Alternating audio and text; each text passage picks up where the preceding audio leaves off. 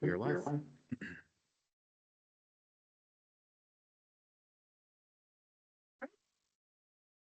Thank you for coming today. I would like to begin by acknowledging that we gather today on the ancestral homelands of the Nisenan people. Sacramento was a gathering place for many local tribes who had lived throughout the Central Valley and the foothills for generations and were the original stewards of this land.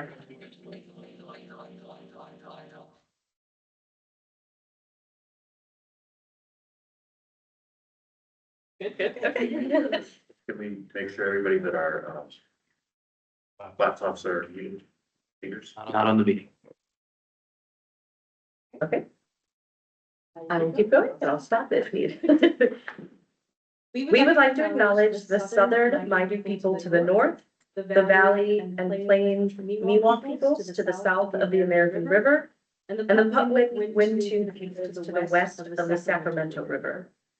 Please join me in expressing our deepest respect and gratitude for our Indigenous neighbors and for their enduring care and protection of our shared lands and waterways. From the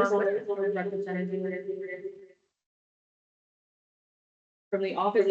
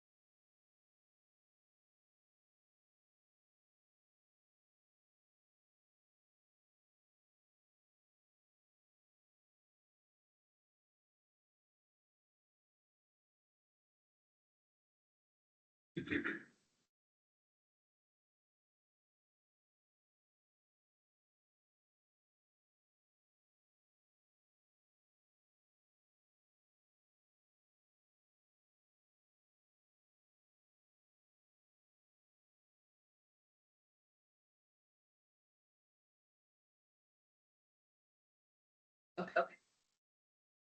Don Whistler, a representative from the Office of Energy Infrastructure Safety Business Services Unit, will now review the safety and evacuation information for our in-person attendees, followed by welcoming remarks from Member Johnson.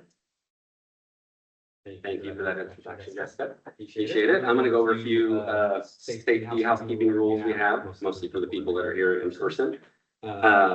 If there is any emergency, such as a fire, earthquake, natural disaster, or medical emergency, somebody please call 911 immediately. And if you call 911, send somebody to alert the front security that there's going to be emergency vehicles arriving shortly.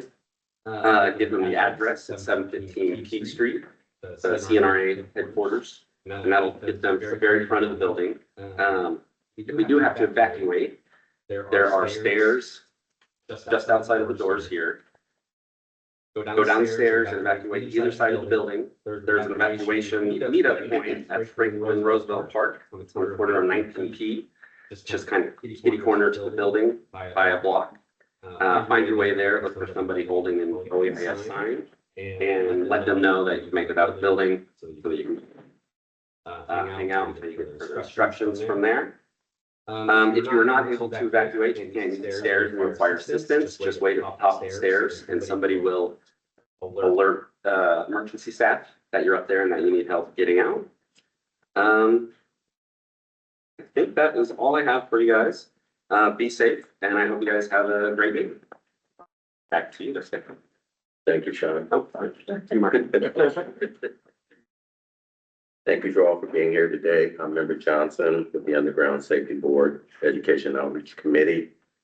I'm joined today by Jessica Rizzett, the Education Outreach Ambassador, who will be facilitating this workshop today. This session is the second of the coordinated statewide education outreach workshop series planned for 2025. If you did not participate in the first workshop, I encourage you to view the recording on the Office of Energy Infrastructure Safety YouTube channel. Before we get started, I'd like to share some background on the Underground Safety Board. The California Underground Safety Board was created by the Dig Safe Act of 2016 to investigate accidents, develop excavation safety standards, and coordinate education and outreach programs. It seeks to facilitate communication between the excavator and the operators of subsurface installations, determine the causes of the accidental dig-ins, and enforce California Dig Safe Act. One of the board's strategy objectives is to improve compliance by reaching parties in effective ways. California Government Code Section 4216.12B1 requires the board to coordinate education and outreach activities that encourage safe excavation practices. The committee has worked with staff to develop discussion topics related to coordinated statewide education outreach that build on the insights shared during the first workshop in January. Today, I'm asking you to focus on how together we can move from identifying these issues to developing solutions. Our discussion topics will include prioritization solutions, leveraging the resources, and ensuring effective communication. The goal to work together as an industry to share solutions that encourage safe excavation practices. Everyone is invited to contribute their expertise, listen to diverse perspectives, and engage in focused and constructive conversations that can help improve how stakeholders collaborate. Jessica will now review the audience participation and public comment procedures. Jessica. Thank you, Member Johnson. Rain, are we sure that everyone can hear us on the webinar? Yes, okay, thank you. Today's workshop will include audience participation in person and remotely. So for those attending in person who wish to provide public comment, please request to speak when public comment is called, and please provide your name and organization before your comment. If you are joining us on the webinar, to enter the public comment queue, you'll want to use the raise hand button if you're on the webinar. And if you've dialed in, you'll use *5. When your name is called, unmute yourself using the microphone button if you're on the webinar, or by dialing *6 if you have dialed in. Please provide your name and organization before your comment. We will now move on to the next item. Member Johnson will provide a review of the January workshop. Over 60 participants attended the first workshop, including representatives from utility providers, construction firms, government agencies, and municipalities across California. Those participants collaboratively reviewed and discussed the top 6 underground infrastructure damage root causes at the national level listed by the Common Ground Alliance CGA 2023 Damage Information Report Tool DIRT. It was agreed that these root causes were reflected in excavation projects within California, and those include failure to notify 811, excavator failed to maintain clearance, facility not marked due to locator error, improper excavation practices not listed elsewhere, marking accurately due to locator error, excavator dug prior to verifying marks by pothole. Additionally, the stakeholders share their perspectives with training challenges specific to California, including connecting with a diverse, multi-general, and multilingual workforce, accessibility limited, resources for smaller contractors and homeowners, high turnover, shortage of skilled locators. We're going to use an online tool to conduct a vote to choose one of those top 6 underground infrastructure damage root causes to be the focus of our discussion for the remainder coordinated statewide education outreach workshop, including today's discussion about solutions to access the poll and submit your vote. You scan the QR code or go to slido.com and enter the participation code 1899714. And You can scan the QR code SLIDO.com and enter the participant code 1899714. We'll pause for a few minutes for these votes to come in, and we'll be able to see those results live.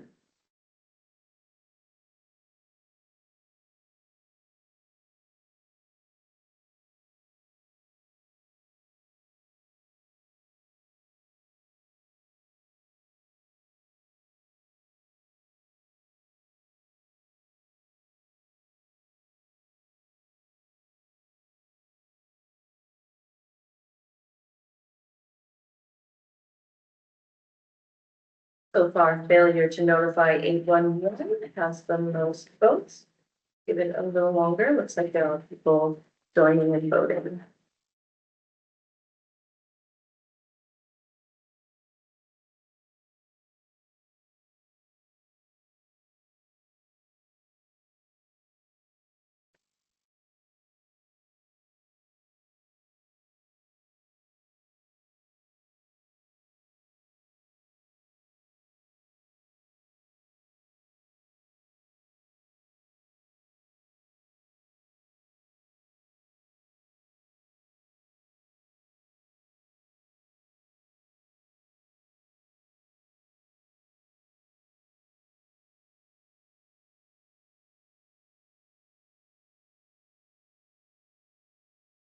Failure to notify 811 is still leading the poll. If you agree or disagree and you haven't yet voted, give it just another minute or two. Still have people joining to vote. Does it show that only 15 people have voted, or is that, do we know that there are 15 people that have blocked? I am unsure. I believe that that means there have been 16 votes. That is corresponding with a new vote.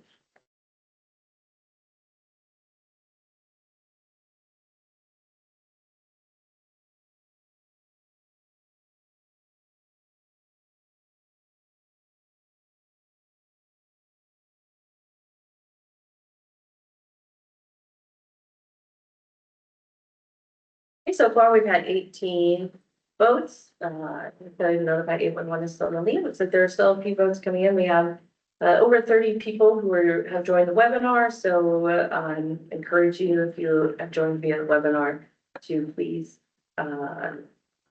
take a moment to submit your vote. I saw everybody on who's in the room working on their phones. So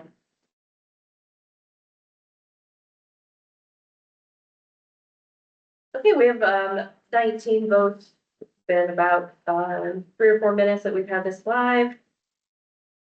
Yeah, if the people online need a few more time. In 1 minute, they're ready.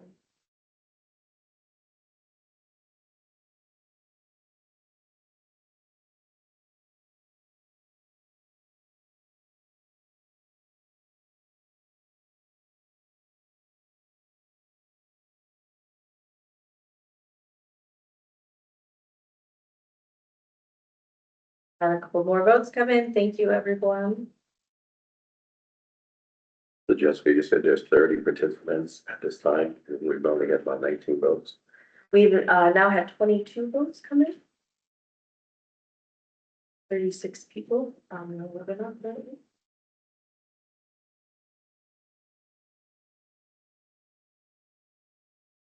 I'd like to encourage everyone to participate.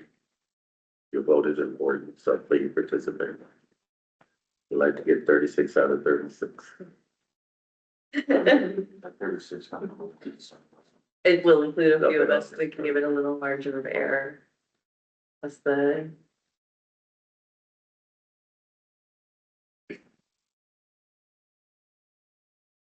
Okay, 24, 25 votes have come in. So far, failure to notify 811 still has the majority of the votes. If you're on the webinar, please take that moment to vote before we move on.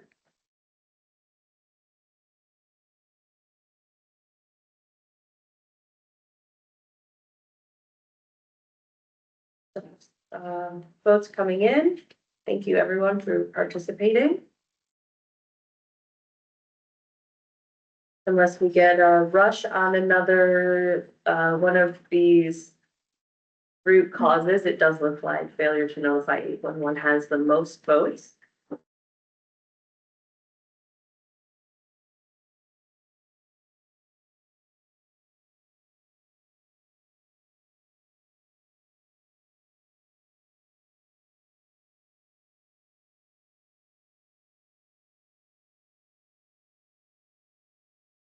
Okay, I haven't seen any additional votes come in.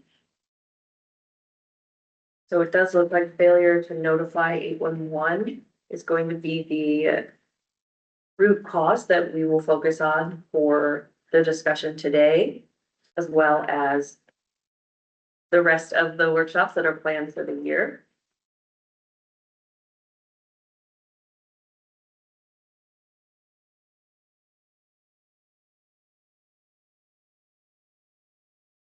For 27 votes, I think we can.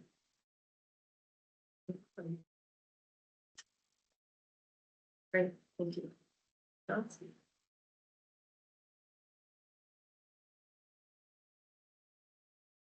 Okay, so with failure to notify 811 as the focus, we'll move on to our first discussion item. Thank you again for everybody who took a moment to do the voting. There are 28 votes total, and we are going to move on to our first discussion item. So our first topic of discussion relates to solutions for failure to notify 811 as a excavation safety training concern. We'll ask 3 questions to facilitate evaluation of these solutions. The questions are, what specific solutions can be implemented to address the failure to notify 811? How can existing resources, technologies, or systems be better utilized to address failure to notify 811? And what innovative practices or emerging technologies could be applied to address the failure to notify 811? As you think about these questions, please remember to approach your comments with excavation safety training in mind. We will begin with in-person comments, followed by webinar comments. I'll recap how to join the queue. If you're in the webinar, you'll want to raise your hand using the raise hand button if you're on the webinar, or dial *5 if you've dialed in. When your name is called, you can unmute. Next on my pages for 1 second.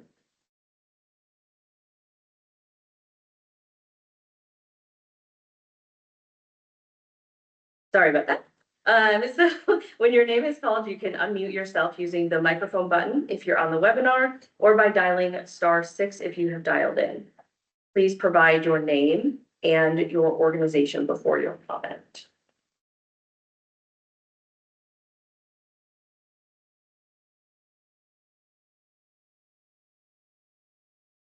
We'll open it to in-person comments.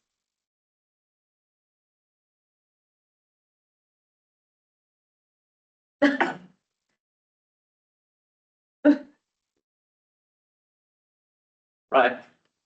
In-person comments. Steve Cleaver with PG&E, the senior manager for the damage prevention and compliance group.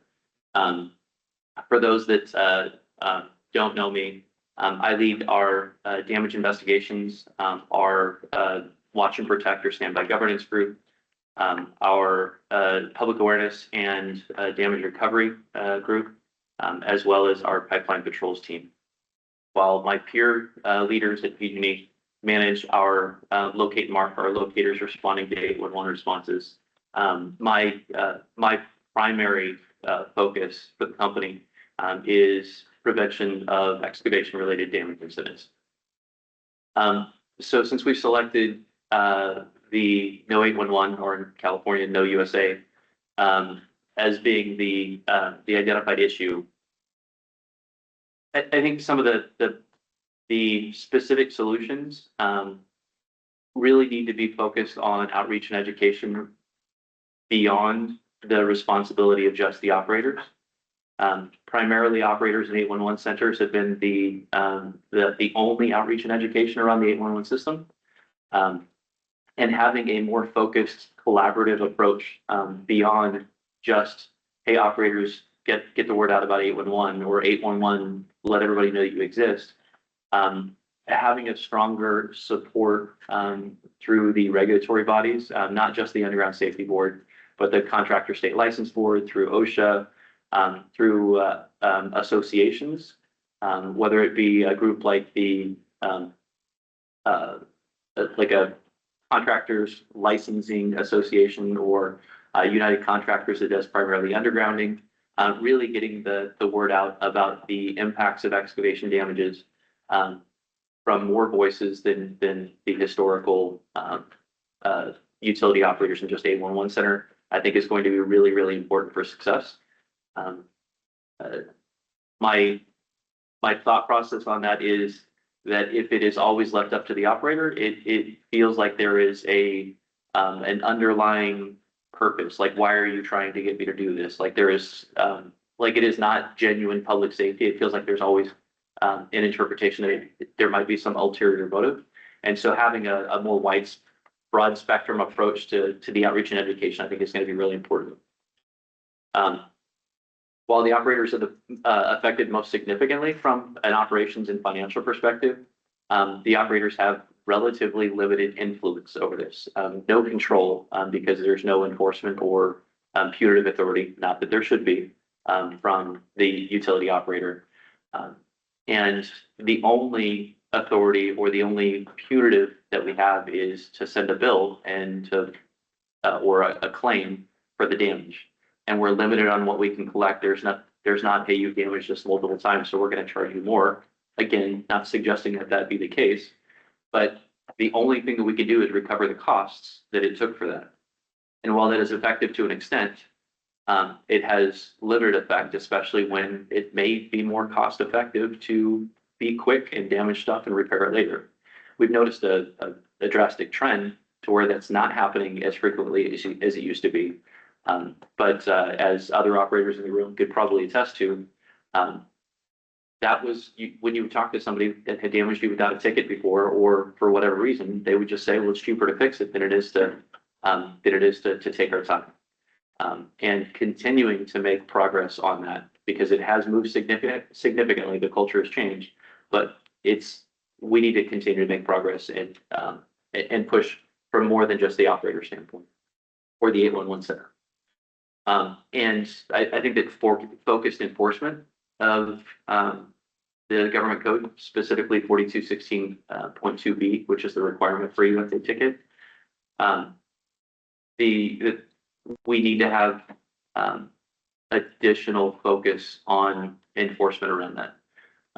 And the way that the legislature or the law is currently putting responsibility for that, the Underground Safety Board can investigate, has the authority to investigate into an issue in NOPB, but it's still up to the enforcement body, licensed contractor, to the CSLB, or to a utility operator.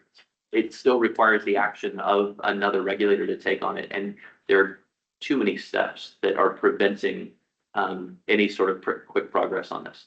So I think having additional enforcement and action from the responsible regulator that actually issues the NOPB or collects the fine or levies that, and an increased partnership between the Underground Safety Board and the other regulatory bodies, I think is going to be important for that. So those are kind of my initial thoughts, hoping that some other folks might be able to jump in and hear some other voices. Maybe a little takeaway.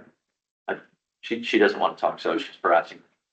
There are other ways to provide your feedback if you're not comfortable speaking today, but if I could ask some follow-up questions. So when you talk about expanding the education outreach, and with you mentioned some associations and other types of partnerships, when we think specifically about how we can do the safety training, What might that look like for you? Is there technology that you've seen that's worked in the past in ways that this has been done? Or any examples on, what would that look like?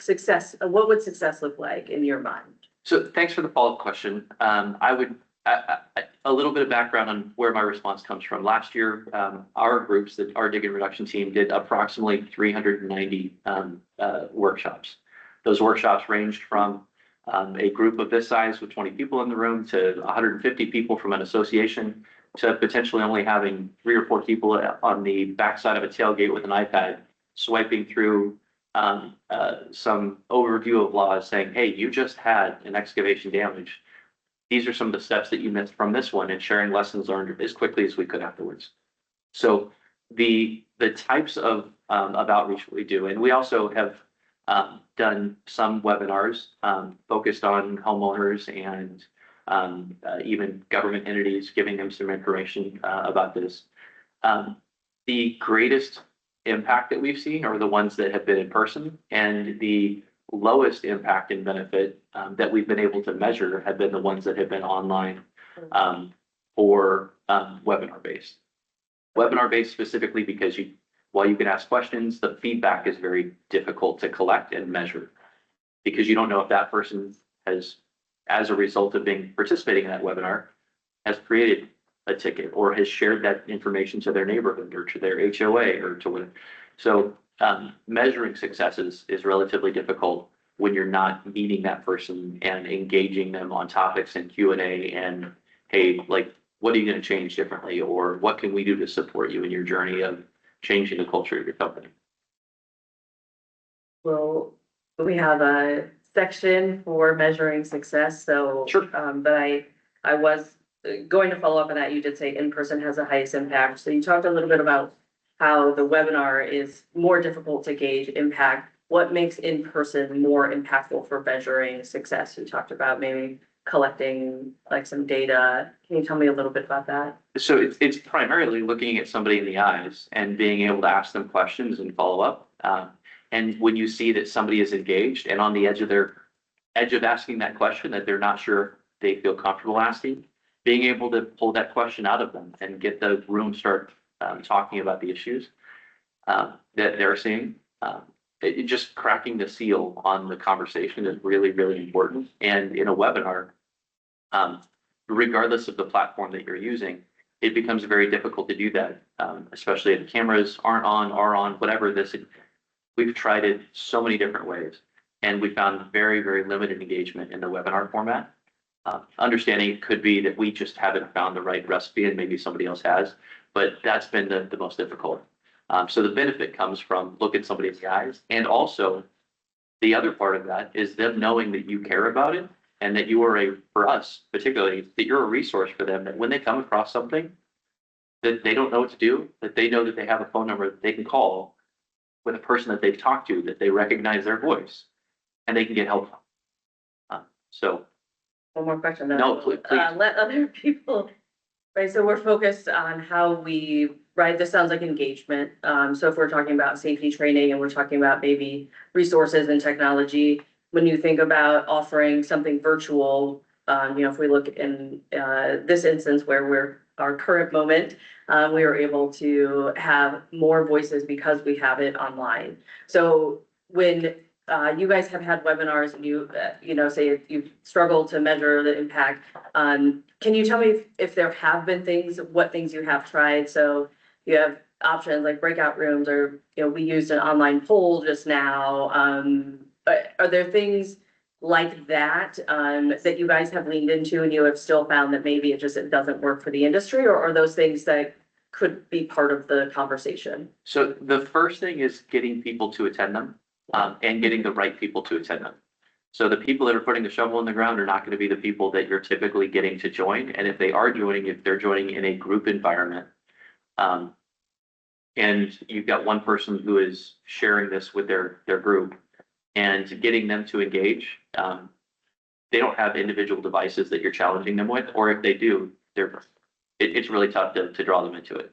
So yes, we haven't tried breakout rooms, but we have tried polls. We have tried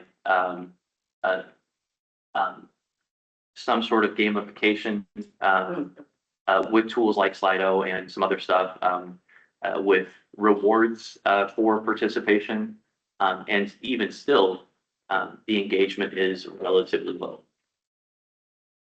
Thank you for answering those questions. Is there anybody else in person who has anything additional to add, new ideas or comments?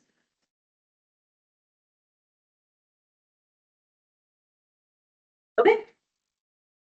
We will move on. We see we have a couple of people online who have their hands raised. So we will open this up to webinar comments now. Great. Our first comment is from Michael Worcester. Hi, Michael, please unmute yourself and provide your comment. All right, thank you. Make sure you guys can hear me. Oh, we can. It is loud, but go ahead. We'll adjust the volume. Well, we did hear you, but now we don't. Does look like you remuted. All right, unmuted again. We okay? You're good. All right. Thank you for the time. Michael Worcester. I got a couple hats to wear. First, California Regional Common Ground Alliance, and then I'll speak on behalf of USIC Locating Services. But for now, per the last meeting we had in January, we said that we as in Carga would go back and use our members and our members associates to create a panel of subject matter experts. And we've approved that and we've done it. I probably add one or two more stakeholders, but right now it's quite robust with large and small water companies, municipal, private, gas as well, power, again, north, south, trying to get a very diverse group of subject matter experts that we can take these topics and bring back and work on them through the month and then come back and meet with you guys again, maybe as a sole contributor, as a whole unit for Carga. Some of the folks here today are on the panel, but we haven't started the discussion because, as you see, we've just voted about what we want to talk about. And I think it's great that we did do that vote. I am always been a little concerned with dirt data and its validity because it's not really that as it's inputted, there's no way to verify the accuracy of that, which is also a great reason to have this panel, which represents majority of our stakeholders to this industry in California, excavators, as well as insurance companies, all the different views. I would only suggest that if, as we go along, we may uncover a little more valid data that says maybe not calling it when one wasn't the biggest problem for some of these stakeholders. And I'd like to leave that open for later discussion, not necessarily today. But I think it's an important thing to consider as the panel forms and we begin our discussions. So that's the Carga thing. So since we haven't gone over these topics, we have nothing to conclude or add for this month. So with that, I'll speak on behalf of USIC and the locating services. Well, we are the largest in the country. There's a lot of different conditions that we find, and I'd like to work a little more deeply with the data that we have coming next month, and as well as be a part of the panel. But for now, I think one of the things that I've seen my company do is help with trade schools to find opportunities to create new locate technicians and get the whole industry known out in the streets. And I think that's one interesting way. If we looked at California, we have a lot of trade schools and locating is not really a part of it. The topic of cable locating is not known.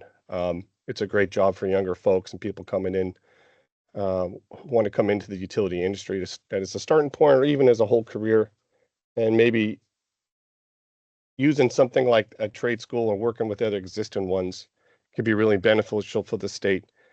Not just about getting the word out of this cable locating, but the whole topic itself. This is a very niche industry, and we do, there's a lot of money spent on advertising 811. Still, a lot of people don't understand what they're looking at, and I think if it becomes a topic for young folks that, hey, there's work opportunity out there for utility damage prevention. That might feed into some of the awareness and make more sense about what 811 is.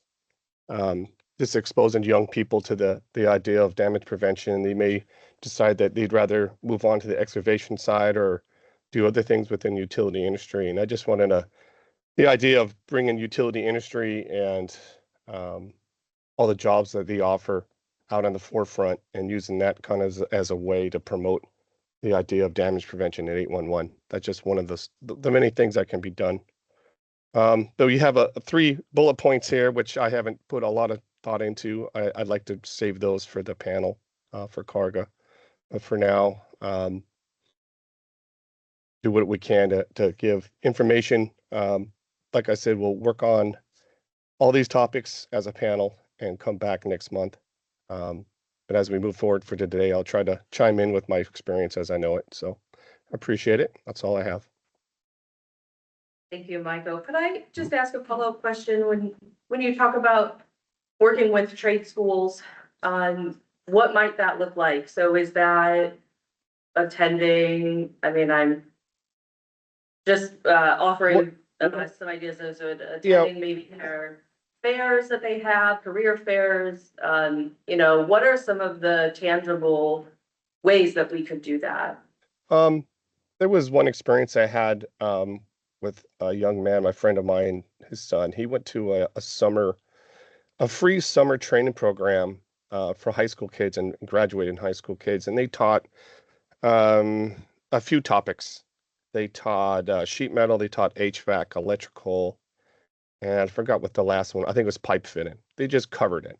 It was free, and it was sponsored by, let's say, DeWalt and a few other companies, and they gave the kids a bag of tools, and it exposed them to these different ideas. So as they graduate in a year or 2 years, they may decide, hey, I kind of want to go into HVAC. I think that was really great. And it's been a few years, and some of those graduates, my friend's son got to know, they have gone on. The companies that were helping run it were also the companies that were hiring these young people. And I think that would be a great idea for utility stuff. So whether it's excavation, it should be maybe all together, right? Utility work in general, the excavation side, the damage prevention locate side, to have these nonprofit clinics and such that we can have young people come in for free and get a taste of this kind of work in this industry, I think is really valuable. Great. And in that example that you provided, was that all on site or was that also provided online? If you know, you may not know. Oh, it's definitely on site because it's a hands-on stuff, right? So they got to learn how to drill, they got to learn how to bend the metal, they had to learn to do this stuff. And it'd be the same for locate or for damage prevention. You have a locator in your hand, actually spray and mark on the ground, maybe splice some fiber, maybe operate a mini excavator, something in that nature where it's hands-on. Okay, thank you for providing Yeah. more comments.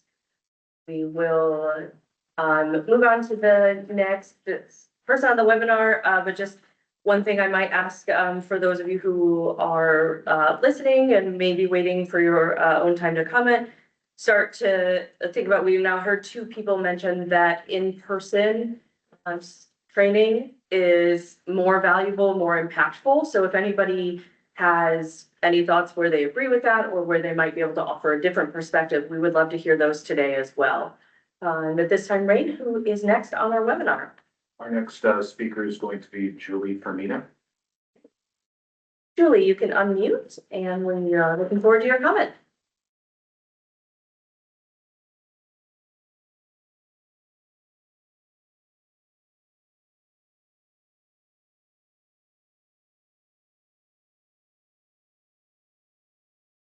Unmute again, Julie. We just saw you unmute.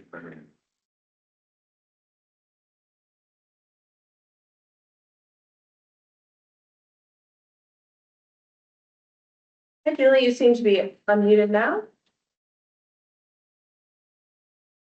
Can you hear me now? There you are. Yes, thank you. Okay, thank you. Good morning. Thank you so much for your time. I will try this the 3rd time. Hopefully you can hear me now. Yes. So I wanted to say thank you to Steve from PG from PG&E.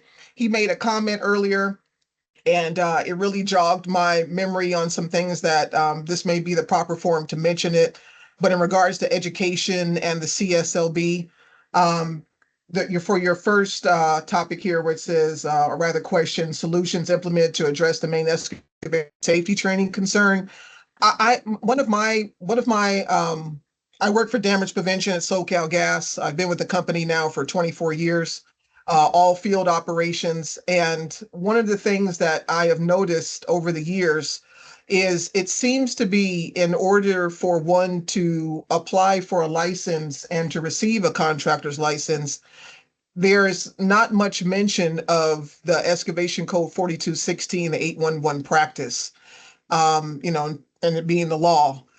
I think that may be a great place to start as well. Someone that's now applying for a license, to have that part of the educational process, or if there's a such thing as a quiz or something that they need to go through in order to receive that license, almost like how we get a license to drive our vehicles. We take a quiz, we have to learn, we have to educate ourselves.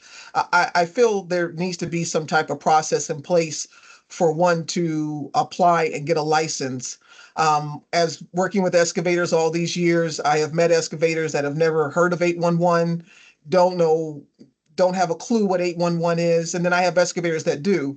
I could tell you based upon our data here at SoCal Gas, being one of the larger gas companies across the nation, that over 60% of our damages are due to no USA ticket. The excavator has no clue that a line is underground, that potentially, they're in danger of hitting that line if they excavate in that location. I heard the gentleman prior to me, I think his name was Mike, mention engaging trade schools. I think that is a great idea as well. Another thing that I think would be a good idea is permit offices. We engage permit offices here at SoCal Gas. We talk to permit personnel, and more so than not, the education is well received, and it fills in some gaps with certain cities where we see a high damage rate within a zip code. Educating permit offices or personnel that provide this information to our excavators, public works inspectors, all of it can go towards that educational piece. You asked in regards to in-person versus virtual. In-person seems to be more effective. As Steve mentioned earlier, people can ask live questions. You can answer those questions. I think another important component is having the person that's conducting the meeting have experience or a subject matter expert on excavating. I have seen, some meetings where personnel may be a little bit more removed. The presenter may be removed from the field portion, but it's nice to have someone, and I've heard this from excavators personally, that they can appreciate having someone that has a field operations background, because now there's that comfort zone and I think a level of trust that the person that's engaging with them understands what they're going through. A lot of people don't care about how much you know, they want to know how much you care. Thank you, Julie. Could I revisit your comment about including the code in the license process and potentially questions? If we step back as people are preparing for that process to get a license, where would it be successful to include some safety training on this? What does that look like? How are people preparing for their license, and how could the training be improved there? I would definitely say not knowing the actual full process and being engaged in it myself and personally being in that process, based upon what I've heard from excavators, the process is lacking when it comes to the educational component of excavation code 4216. I feel somewhere in there needs to be a mirroring of how one is able to get a license to drive a vehicle. There's a booklet that's given, there's a test that's given, especially if they're getting a specialty license added to their contractor's license. There needs to be an education component. At this time, I am not sure what that educational component looks like. and it would be hard for me to advise on what the gaps and fractures are and how to bridge them. But based upon what excavators have advised that have a license, and some people I've seen that have been grandfathered a license from a previous family member, that piece is lacking when it comes to educating them on excavation code 4216, understanding they all need an 811 ticket. And once they have an 811 ticket, what does it look like potholing? Using shovels prior to using pneumatic tools. I have provided meetings now since I want to say 2018. And one thing I tell excavators to encourage them to allow us to come and provide our safety meeting is I can have someone that has 40 years in the field, and I can have someone that has 2 months in the field. Everyone walks away learning something.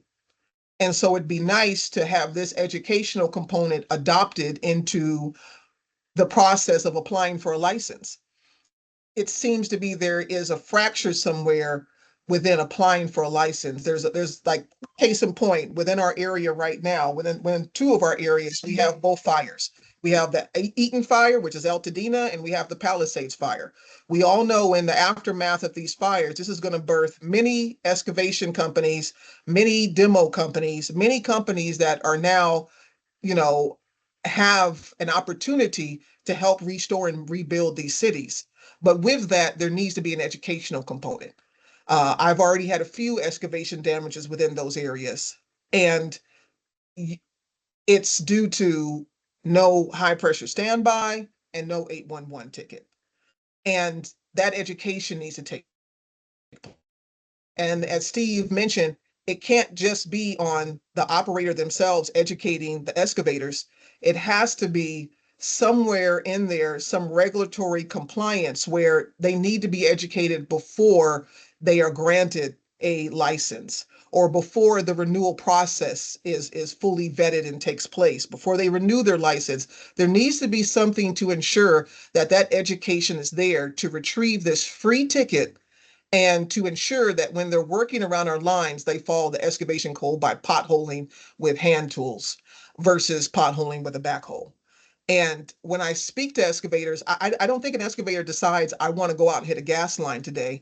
I think, and the data shows and supports, there's a lack of education and there's a lack of understanding what needs to happen to be compliant and to keep infrastructure safety as well as the employees safe.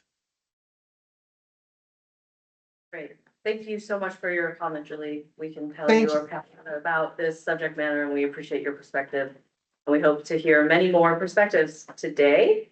And Rain, looks like we have another hand raised in the webinar. Yes. Great.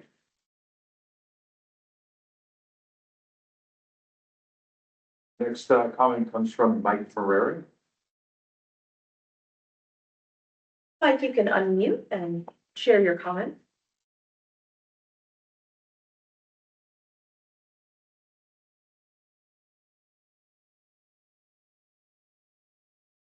Go ahead and unmute again, Mike. It's like you unmuted and then remuted yourself. Oh, there we go. Can you hear me? Thank you for your time. Good morning. Appreciate the opportunity here. Can everybody hear me okay? Yes. Great. Mike Marrero, USIC. As Mike Worcester mentioned, I am part of the largest locating company in the country. I'm director of operations for our West Coast operations. Currently have 3 customers in California and are expanding. We operate in 48 states, have 10,000 technicians on the ground. I've been in the industry, contract locating industry for 30 years and operated in some capacity in 36 states and 2 Canadian provinces, and have seen the challenges with folks notifying 811 before they dig and all across the country. I've been part of CGA since the beginning. We developed the 811 number to try to attack that issue, and saw some mixed results of that. Saw some great success in some states, and some states still have been challenging. What I've seen work in a lot of states that are large, like California, are to Steve's point, getting in touch with associations, getting the associations more active in the education of notifying 811. In California, we've got Carga, we've got the 811 centers that are very active in education, but in states like Oregon and Washington that are large, they've taken it to another step, another level. They've broken up the state into what they call utility councils, and so they have monthly meetings within the state, and that's bringing all stakeholder groups together. And it not only shows that it improves call before you dig 811, but it also improves the communication. The local folks who are excavating are in touch with the local folks that are putting paint on the ground, and the local utilities that are there for assistance are in the room. And it just the collaboration is greater when you can get folks together. And with California being such a large state, I think that's probably one of the bigger challenges is getting everybody in the same room that's working together. When we've heard associations brought up a couple of times, and I'd like to see if there are any comments on what that looks like. Is that a recommendation that a program is built out that is provided to associations? Does that look like people reaching out to the associations and getting on their education calendars? Does anyone have experience with, partnering with associations that has worked on, that could be solutions that could be discussed further and researched? So this is Steve Cleaver with PG&E. I certainly can't take credit for one of these, but UConn, United Contractors Association, has become more engaged in the 811 world, largely due to the engagement and involvement of one of the excavators that maintains a leadership position within the group. And we've seen greater awareness through the outreach that they're doing internally.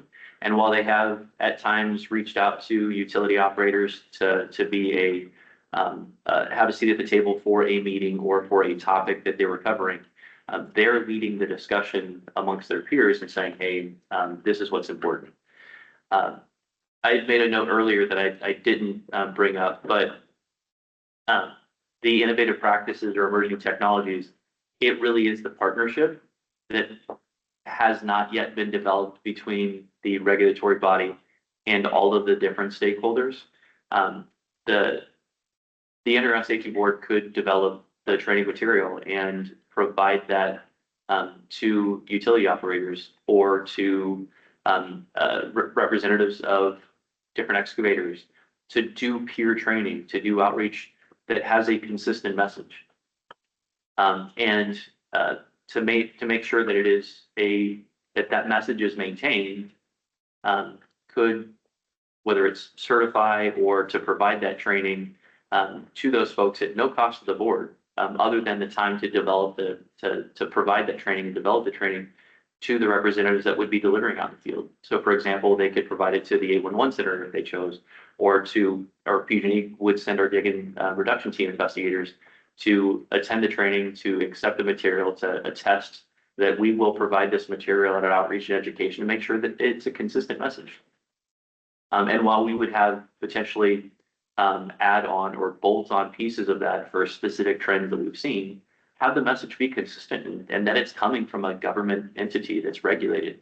I think that there are opportunities to do that, and then do the same thing for associations. For UConn, train a few people within UConn that can then deliver that message to their team or to their members. The AGC, the Association of General Contractors, same thing. For them to be able to provide, whether it's quarterly, and to choose the method, whether a webinar is going to work best for their folks, or if it's in person, to have options, but let that be the voice of the Underground Safety Board or of the state of California to share that information out. Same thing for the city permitting office, to share with their inspectors that the city hosts a safe excavation workshop with a certified training, loosely using the term certified, but a certified training from the Underground Safety Board to say, this is the message that we want to get out. and then allow them to put on their additional local codes or obligations for things that they're seeing in their area as well. But it would get a unified message about the importance of this, and that the Underground Safety Board, a new regulatory body, exists. I continue to share and ask the message at different outreach opportunities. Hey, how many people have heard about the Underground Safety Board or the Office of Energy Infrastructure Safety? And far and wide, it is less than 10% of people in the room hold up their hand. They have no idea. And these are professional excavators that are subject to an investigation if they damage something, and they don't even know that the board exists. So I think that we could help get the word out if it was a consistent, unified message. So to make sure I heard you correctly, to summarize, your notes, just that maybe providing the content and the other recommendation is potentially exploring training people so that the message is consistent. So that's where you see where the solution could be, is potentially that there's content created that's consistent and then provided on deputy places, so they're not doing themselves, and then if there's somebody, okay. Yeah, deputize a group to go out and send a message. I again, loosely using the term, but Jump to deputizing, but. Yeah, I like that concept. I like to take it up a step further, is that anyone calling into the 811 center prior to them being able to utilize the 811 outside of a homeowner, but a contractor, a licensed contractor, would have to be given this package prior to being given access to utilize the one call center. That way you get the unified message. The package that was delivered by the USB board, and it's a consistent message that's being distributed out. And we have some type of restrictions or requirements before anyone can actually start using this thing move forward. But that doesn't help failure to notify, but at least it's a consistent message that we have out there, and it gets the material out there, because now someone's being covered and educated, and hopefully they'll share that information with others out there. I also like Julie's idea about the US CSLB and the permitting agencies. Before they hand out a permit, here's the package you have to review, and you have to say, yes, I'm been certified by the permitting agency to do work. I understand the 4216 requirements. Okay, now we will move forward and start initiating the permit access for you. So those kind of things that in person, you can't be in person. That way you get the message across. I'm still having issues in terms of, why, I know that Mr. Cleaver mentioned that they have the data at PG&E about accidents and claims and damages. But what about, what is the reason why folks aren't calling in the 911? I can tell you, number one, that it's a time factor issue. If they want to get it done, they want to get it done now. And that's important. And they think that they know what they're doing. They're the experts. And if they see a warning sign, they know they won't dig and they'll move around it. But understanding what are some of the main reasons and causes of why folks don't call 811. That's important. Thank you. So it sounds like a lot of the comments we're hearing have to do with awareness and prevention as we talk about solutions for failure to notify 811. Our webinar participants are active. We've got a couple of more hands raised, which is great. Please, if you have any perspectives to share, raise your hand and we will make sure you have time to speak. So Rain, I'll toss it to you for our next webinar comment. Our next comment comes from Michael Worcester.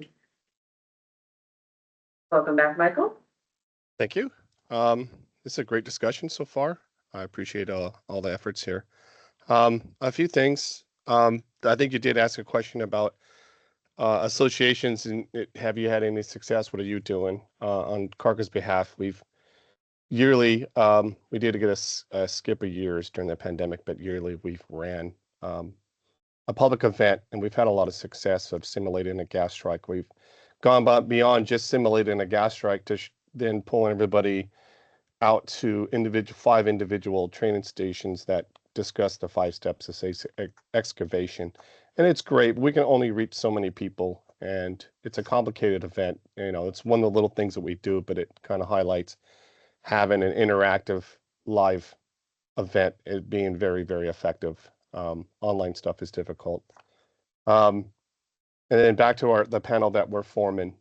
It's not just cargo members, but associates of cargo members. And during the creation of this, we've discovered that there are groups of individual utilities that work together. There's a gas group, there's a water group, and they're participating, and they've talked a lot about their internal training. And I would say, there's other associations in the state that I've sort of approached for my own reasons, and I think they may be really valuable to take some of this training that we get out of this year-long event and bring it to them, which would be like the California Municipal Utilities Association. There's a lot of individual groups in there that have the ability to do some of the ideas we talked about, like if permitting, or if you want to be a contractor, an approved contractor for one of these companies, that you go through the training that we identify in these workshops as an idea. And of course, if they're municipal, then if you want a permit to work on the city properties, streets and such, they would be also required that you do the training. That's a good way of using those type of associations. There's a Association of California Water Agencies that include municipal as well as private companies, and that's another great resource to try to do the same thing, to reach out to them. Some of those folks that are in those panels or those groups are in this call today. Some of them will be on the cargo panel, and it would be valuable that those associations are formally approached and saying, can you use your resources, your membership, to get the word out. Again, doing the same techniques. If you want to qualify to work for us, then you have to cover these topics that we identify, along with UConn as well. I think that's Steve that brought that up, and they're very valuable. They're a very robust group in California. There was something also spoke about from SoCal Gas representative earlier about the CSLB, and while she was speaking, I looked up on the CSLB's website to see what training materials topics they have for the different licenses for general engineering, for builders, and then for earth movers. And I don't see anything specifically citing 4216. So I would like, I think CSLB definitely should be a big player in this, where they have the opportunity to add whatever we find, whether it's the 5 steps of safe excavation, which is 811, right? The simple process of 811, being that it's officially implanted in all the licensing requirements. And I don't know how often they have to relicense, but maybe perhaps if you're behind the controls of a piece of equipment, and you work for a company with a contractor's license in California, you could kind of model after maybe what the DMV does for occupational licenses. And this is just an idea where if you have a company that's licensed in California, then the individual technicians that operate the machines have to do a yearly certification that covers 4216. Not deeply, but the 5 steps of safe excavation. And that's something that maybe you look at it like a automotive dealer. The dealership gets a big license, and each salesperson has to go through some of the training, and they have to go yearly reviewed. And if the DMV walks into a car dealership and they go up to a salesperson, that salesperson has to produce proof of that valid training for the year. That might be something, I know it's a long process, but it may be valuable for the CSLB to look at something like that, where, okay, your company has a general contractor license, and you have 30 people that are going to be operating excavators, skid steers, whatever they may be. Each one of those has to complete some sort of yearly training and successfully pass a quick exam to get that little cert that they need to have on their person at all times if they're operating in the state of California. So anyhow,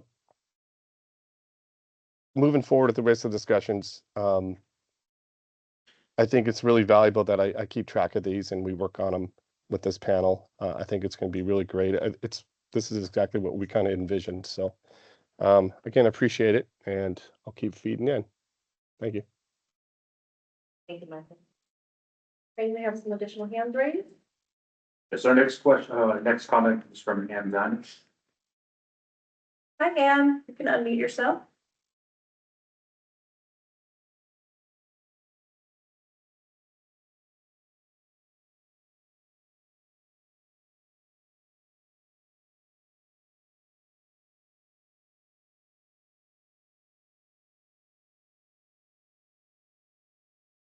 Anne, are you able to unmute yourself? We don't hear you yet.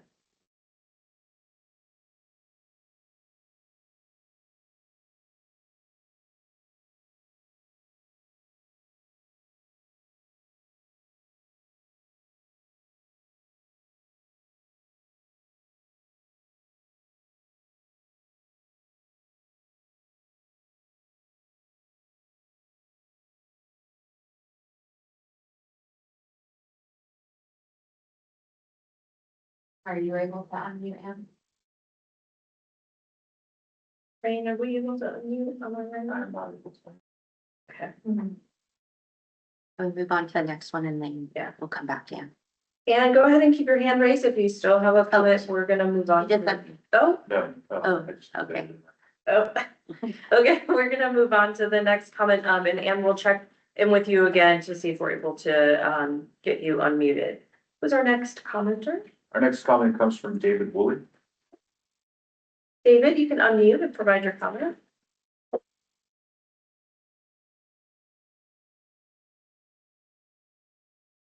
Looking at locator qualification requirements, and in the 4216 says that only qualified persons shall perform subsurface installation locating activities. And it goes on to define that in the health and safety code. And what it essentially says is that you're familiar with the CGA best practices, or you have a NOLCA certification, which is the National Utility Locating Contractors Association. In the health and safety code, it refers to a 2006 version of the best practices and a 2001 version of the NOLCA certifications. So that's 25 years ago on the NOLCA, 24 years ago. And I think that there's work that could be done to further define what a qualified person is, and some kind of a standard in place. As for NOLCA certifications, we train people in NOLCA certifications, and we're one of just a handful nationally. This month we had 4 students in there, and they're typically experienced locators, but not always. And so I think there's work to be done on qualified person. And what we find is that they'll send somebody to a class and get a certification, a single person, and then there may be 1, 2, or 15 people that work under that certification. And as we all know, the individuals, locators, usually work by themselves. And so how does that NOLCA certification of, let's say, a supervisor translate down to the other people? So I just think there's some work to modernize the qualifications, locator qualified person, because by our own standards, I don't think most people are qualified by what's currently in the health and safety code. Thank you for your time. Thank you. And we're gonna come back to see if we can get you to unmute for your comment.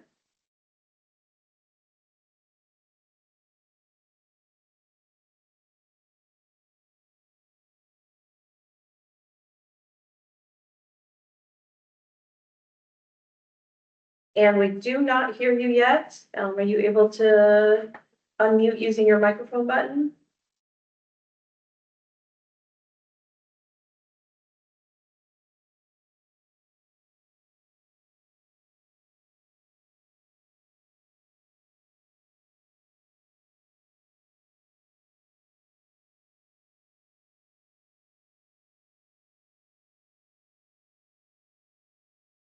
And we are still not able to hear you. I see that you've dropped your hand, but you can raise your hand again and we can try again, if you have additional comments. I see we have a comment in the room. My name is Matt Eisinger. I'm with SMUD. One of the things we talked about last time, or that I kind of brought up just a little bit, was to tap onto the trade schools was in a high school, they have the construction ROP program where they just go all over. Same thing, the HVAC, the plumbing, everything. And so you could get it in their minds before they even figure out if they're gonna go in this or not. Whether they go in the industry, at least they know about it as a homeowner, something separate. So, on that note, when I did it, we went to a safety event and even the fire department was kind of pushing because you hit a gas line, who responds? Fire department's gonna go out there, so everybody likes to see the red trucks, right?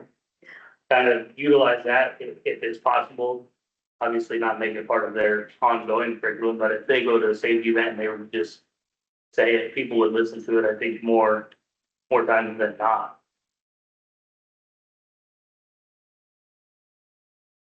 So you're referencing more the awareness. Yeah, as that's how a it's getting it out there. And that, I think that when I did it through high school, it was a big, got me an internship at basic trucks company here locally, and then that was part of their training there. So if you start before kids even have a choice, really, what they haven't even made up their mind on what they're gonna do in life. Whether they go into the industry or not, they're aware of it. Talk to homeowners as a locator, I talk to homeowners all the time, they're not even aware that there would be anything buried in their backyard, they just. But if you kind of plant that as their, part of their learning curriculum growing up, you might be able to get it, that's a long game, but. 2 cents. Thank you, we appreciate that. And it looks like your hand is raised again, so we're happy to come back and hopefully you're able to unmute. Go ahead and try and mute.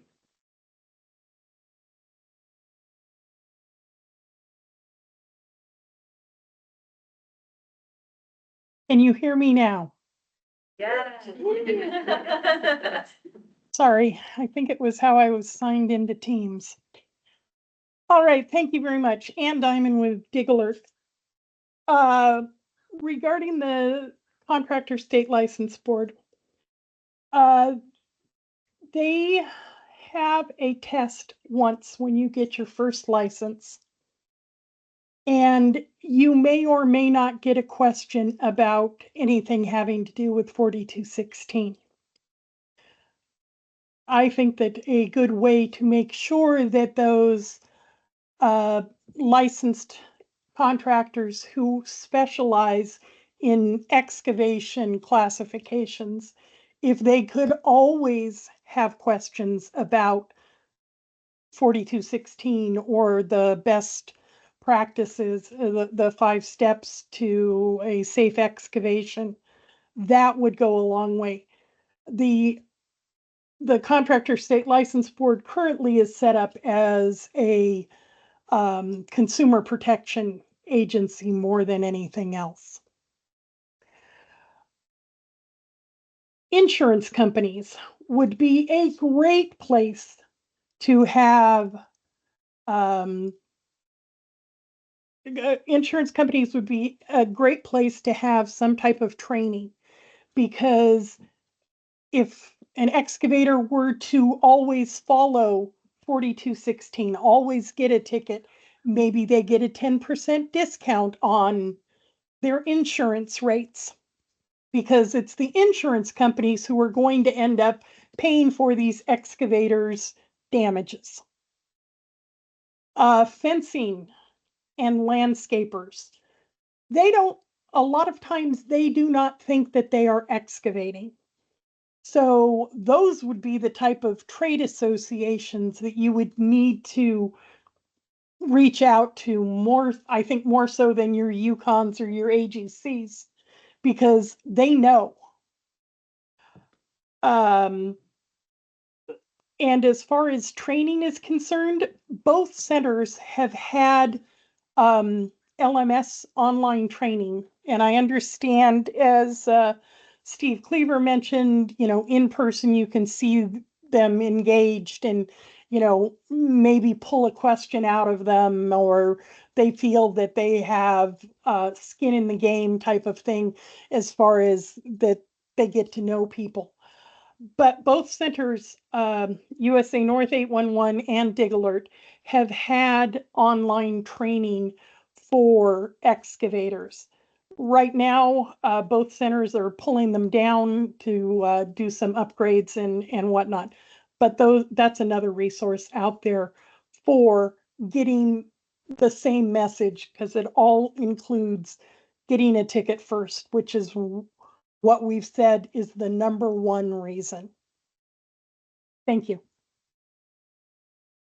A follow-up question, and as we kind of get some of the opinions about in person versus online, and you mentioned the LMS that's available, are there any specific lessons that you've learned or any specific successes that you have seen that could be a part of this conversation? On the LMS, the one thing that we really liked about it is that it was, the training is kind of interactive, but also it could be done not all at one time. So in Southern California, we pretty much always have an excavation season. We're not like other states where, you might have a digging season. In Southern California, we pretty much always. However, when it rains, not that it rains down here, but when it rains, everybody doesn't know what to do, and excavation stops. Somebody could start the class at that point and then stop and then finish it at a later time. So that was the thing that we really liked about the online. So that's a really interesting perspective, is considering potentially the field workers and their availability to take the training and offering it to them in a way where they have control over that when the day provides it. Thank you. Anytime. Sorry, Rain, I'll toss to you. Looks like we do have another hand raised. Our next comment comes from Marjorie Del Flor. And Marjorie, you can unmute. Good morning. Can you hear me? We sure can. Great. Hi, Marshall. How are you? I'm Marjorie Del Toro. I'm the CEO of EHS International. I just want to remind the committee that back when I was on the board, we had 811 give us a report north, and there was a very low percentage of completion rate, if I recall. So we need to take that into consideration. People get on, but they drop off. And I also I don't want to have more to add, but I really want to add to Julie. I completely agree with Julie's response and her recommendations regarding adding it to CSLB. I think that's extremely, extremely important. Thank you. Thank you. I don't see any additional hands raised on the webinar, but comment period is still open. So if you have any perspectives to add, please raise your hand. Are there any additional comments in the room? Any strong agreements, strong disagreements? I have a question for those who conduct these face-to-face meetings or even web-based. Is there a time period that you follow up with feedback after the class is concluded? So this is Steve from PG&E. A really good question for us. It depends. It depends on the workshop that we've done, the environment that it was done in, who it was delivered to, if it was frontline employees or if it was leadership. Because we would prefer to reach out to the leadership of the company to not make them feel like we're badgering or harassing their frontline coworkers or employees. So it all depends. We try to have follow-up.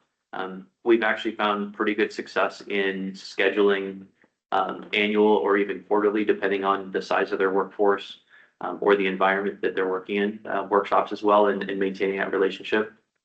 Quick shout out to the County of Merced. They reached out to me and they do every single year. Hey, would you be able to set up some safe excavation workshop for us?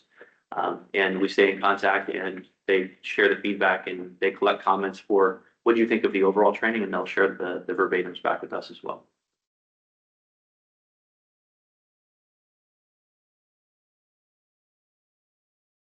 I just have one more comment.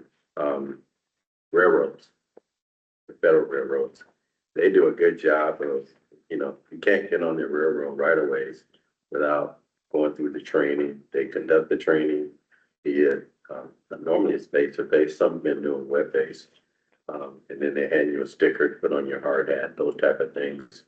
But they're adamant about training and making sure that you're certified to understand what to do and how to act and conduct yourselves on the railroad. So.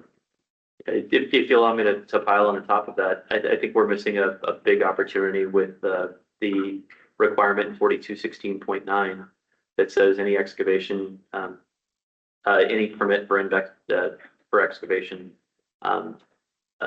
is invalid, not maybe invalidated, but it is invalid unless there's a call to the Regional Notification Center and a ticket. And many permit issuing agencies either don't understand that, or their interpretation of that statute is, well, yes, their permit involves excavation, which would be a footing for residents or whatever, but it's not a permit for excavation, so it doesn't necessarily apply here. And I think that we miss a big opportunity as every permit inspector goes out to a job site and looks at things. And I can tell you, I've had permitted work done at my residence, and never once have I been asked, hey, did they call for a ticket, or was there any marks out here?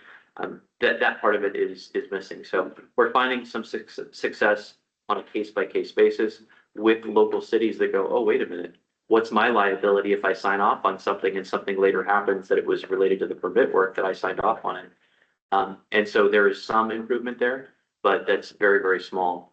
And the negative consequence to that is if they require a ticket before you pull a permit, well, sometimes that work is 3-4 months out, and now they're requiring you to get a ticket early on in the process rather than verifying that it exists. And just making sure that we don't get the cart ahead of the horse and create unintended consequences of having tickets called in 3 or 4 months ahead of the work actually being done and marks no longer being there is one of the things. But great opportunity when it comes to 4216.9 and the encouragement of its implementation and use. Yeah, I totally agree. The other issue is, I think Ann and Jim, James, you guys can speak to this from the one call center, because when you call in, they ask you for your permit number.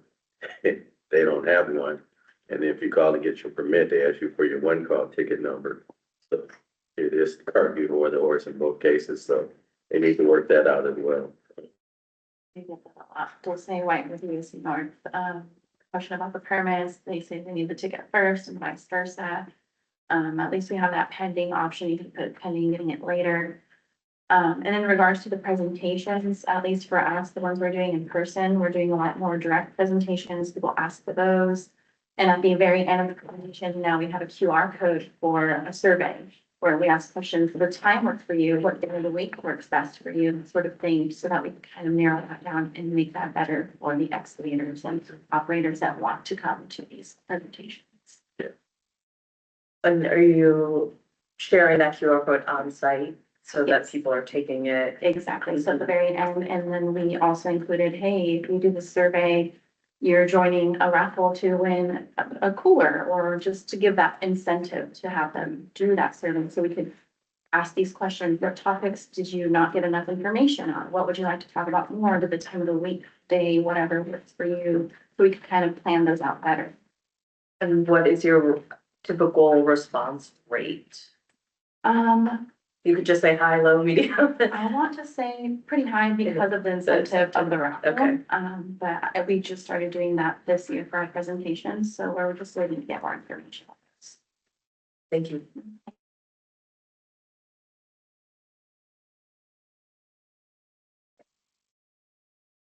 We have a hand raised on the webinar, so we're going to take that comment. Our next comment comes from Enrique Miranda.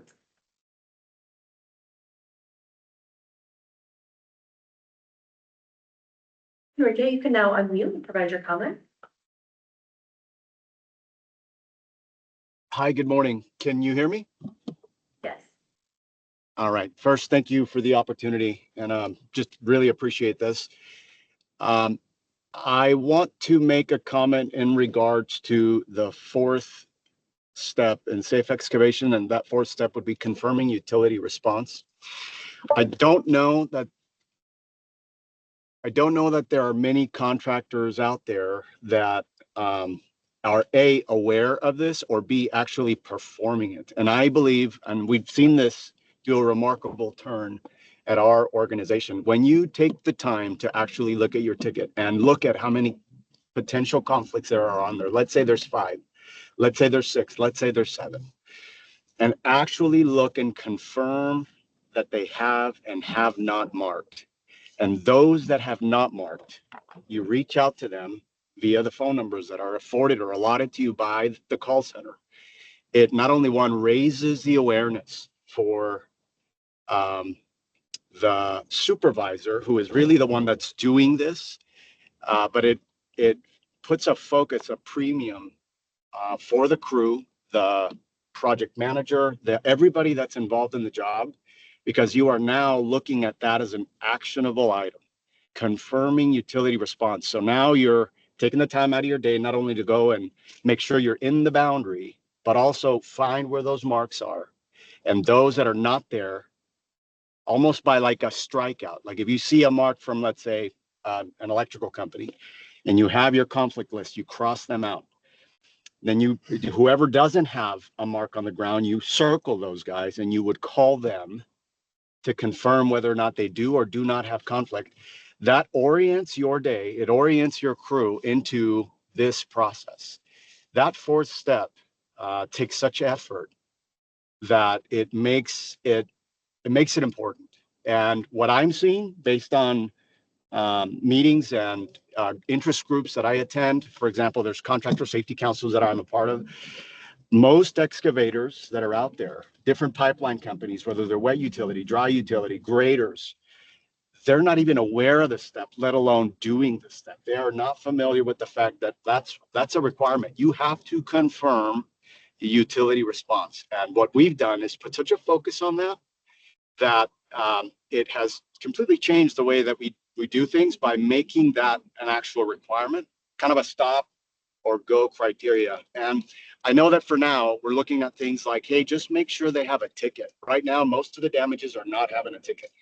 In time, contractors will evolve. Once they get past that, once contractors get past that, they're going to have to go to these other steps. And the 4th step, confirming utility response, is one that has done a remarkable change. It's been the pivot point for us to ensure that we have less at-fault damages. Nowadays, I can say that the damages we have are largely due to new employees that were out there that are not used to our way. And so I just want to make a comment to that if we can, when this training is being created, if we can make a section that talks about what exactly does that mean, confirming utility response. And if we do that, it will help orient the crew into right thinking, set them off for their day. So that's the 1st item. Does that make sense for everybody? Yes, I want a quick note. You did cut out for about, we had a technical issue here. You cut out for about 20 seconds, but I believe that we understood your comment. Okay. And then the second thing, I know I heard you mention there was a contractor state licensing board and making that a requirement. There is another agency for safety professionals. It's called the Board of Certified Safety Professionals, the BCSP. I'm not sure if there could be some initiation of a discussion with that group. That group is the kind of the top of the pyramid, so to speak, for safety people. And in order for you to get a certification from them, which are highly coveted, you have the CSP certification, which stands for the Certified Safety Professional. You have the CHSD, which is a Construction Health and Safety Technician. Each different industry, whether it's general industry, construction industry, maritime industry, they have their own designators. And basically, you call this agency, you apply for a test, you take the test that's proctored, and then if you pass it, you get the designation. Some jobs require you to have this designation. If you could liaison with them and make that a part of their testing for safety professionals as a point, as a focal point in the construction industry primarily, I also believe that that would be helpful.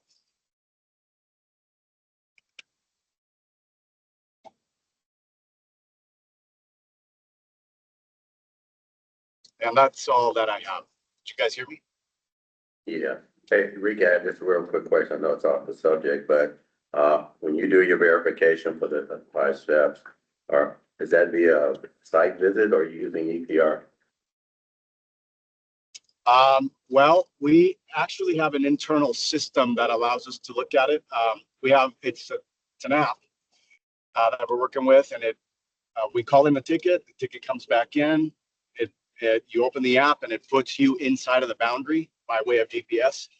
Once you're in the boundary, then it also drops a list down of all of your conflicts. So if you don't have that app, it's an internal one. If you don't have that, then you would have to go through EPR. And in EPR, you can find the phone numbers to the contract. Actually, let me mention something. In order for the excavator to look at the contractors or the utility owner's phone numbers, unfortunately, currently in the EPR system, you cannot find them. I believe you have to actually go to Dig Alert Direct and plug in your ticket there to find their phone numbers. But if there is a way to add those utility members' phone numbers in the EPR system, in that same page where EPR is at, maybe through a drop down or a button that will shift you to wherever those contact details are, that would be very, very helpful. Currently, it doesn't exist in the EPR system. That the one call center respond to that on our late, if they can get directly back to you on that. So. Okay. So did that answer your question? Yes, sir. Thank you so much. Sure. Okay. I don't see any other hands raised on the webinar. I think what we'll do now is take a 5-minute break. I'm gonna come back and do a quick review of what we discussed as solutions, and then we'll move on to the next discussion topics where we talk about prioritizing those solutions. So we'll do, of course, it's 11:03, so we'll come back from 11:08 and 11:10 is easier. We'll round to 11:10. And we'll be back shortly.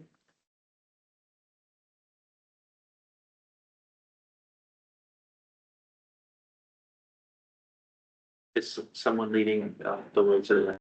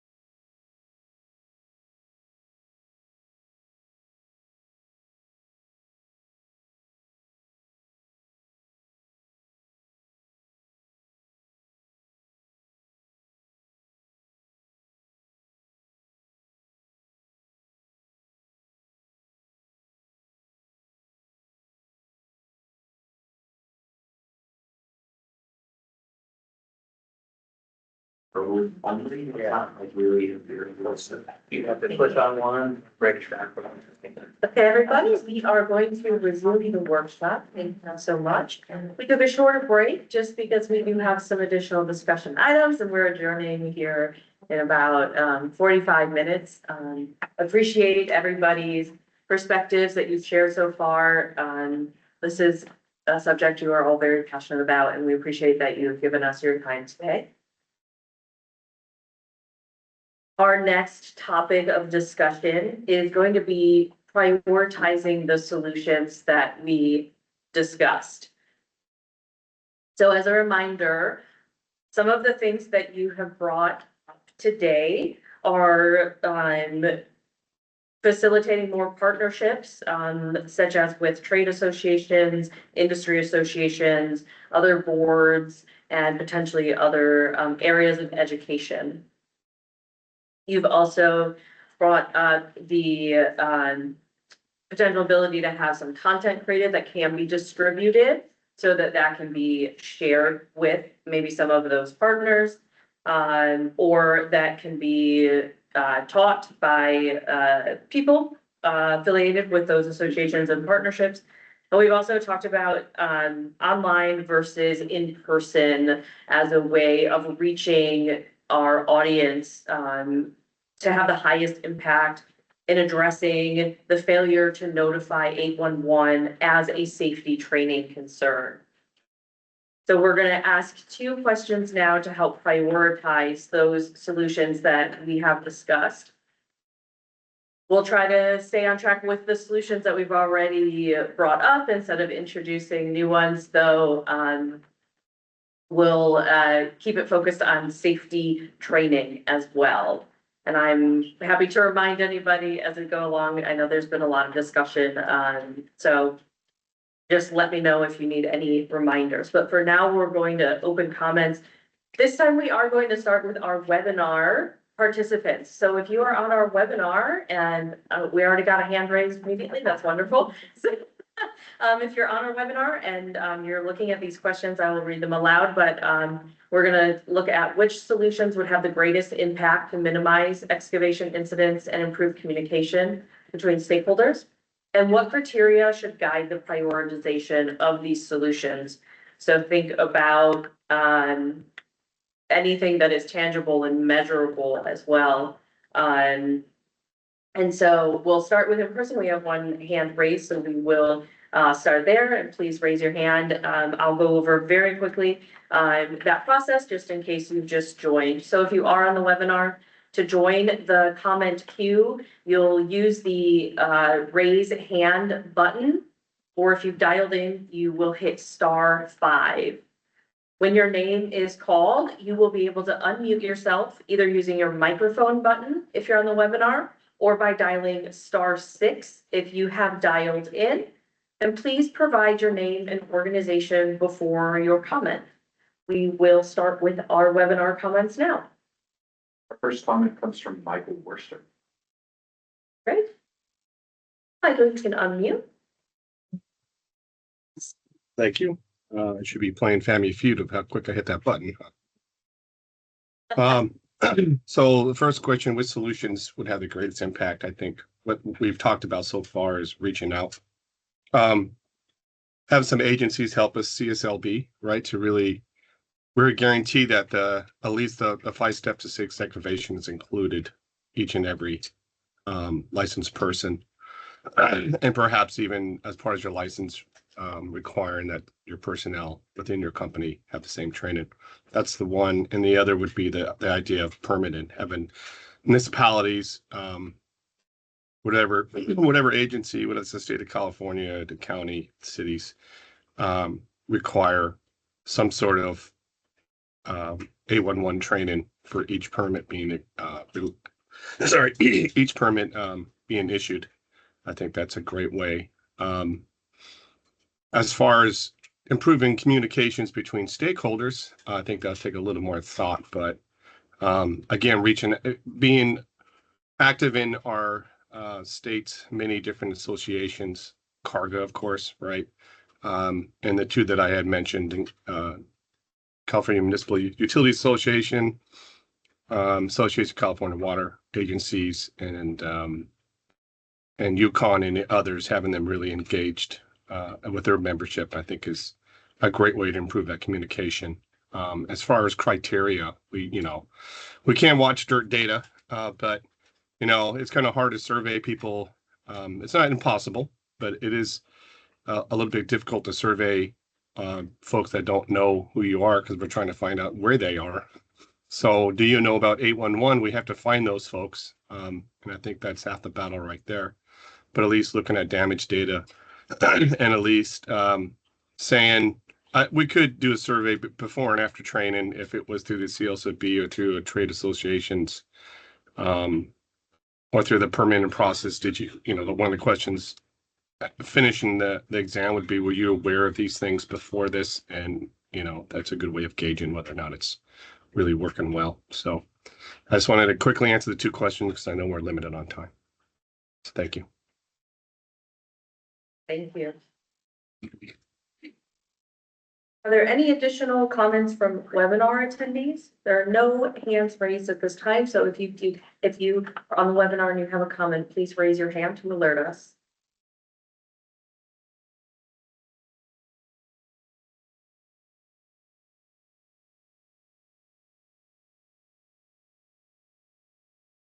One final call to action for our webinar attendees before we move on to our in-person. Okay, if you have an additional comment and you are on the webinar, you can raise your hand at any time. But at this time, we will move on to our in-person comments. Is there anybody with a comment in person?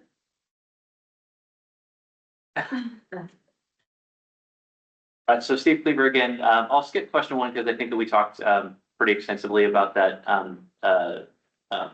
earlier. But I'll go to what criteria. I think it should be effectiveness, if we can measure it. Like what's been found to be the most effective. Right now, you have anecdotal information on what's the most effective from the groups that have shared online and here in the room. But if we can get data to say what's most effective, I think that should guide it. Aside from that, I think looking at information for what type of work or what type of party is involved in the most of the highest number of excavation damages that happen without a ticket. However, that data is collected, whether it's through surveying utility operators or through looking at damage notifications and tickets and the way that they identify themselves, but then prioritizing the outreach to the parties that are involved the most in no-call damages. I would share that fencing was one of our largest drivers of damages last year and the year before for no-call damages, fencing work. And a large majority of them are not licensed. And so knowing that we have that information to say this is a problem for us, it may not be everybody's problem, but trying to collect that information and then prioritizing which group to work out, to reach out to. And if it's fencing contractors that should be licensed based off of the scope of the work, then partnering with the CSLB to say, hey, how do we make sure that the people that are performing this work are licensed?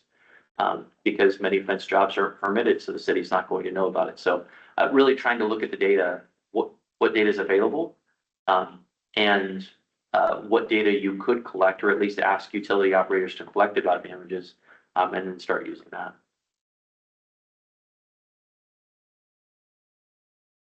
Okay, so you think the greatest impact would be to use the solution that will reach the people who, based on data, are involved in the most incidents? Yeah. To use that as a prioritization. Okay. If we can use the effectiveness, great. And if you can't, or we think that identifying the effectiveness is going to be a long-term project with technology and lots of cost, then let's go to the next best, which is there is data that is out there and available about the types of damages and types of parties that are involved in them. Let's focus on the data that we have. Okay, thank you.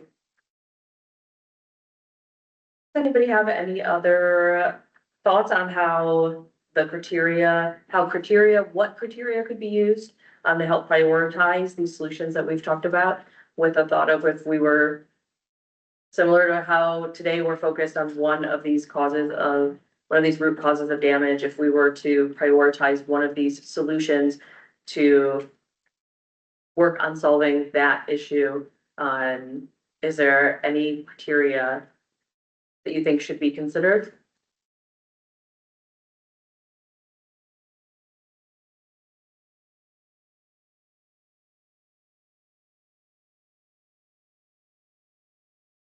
Okay.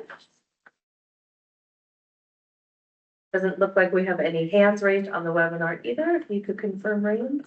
No hands raised this time. Thank you. Okay, so seeing there's no further in-person or webinar comments, we will move on to our next item. So our next item of discussion is leveraging resources for the solutions that we've discussed. And as a quick reminder, again, we talked about utilizing partnerships, having content developed that can be distributed, and how we can approach in-person versus online trainings as well.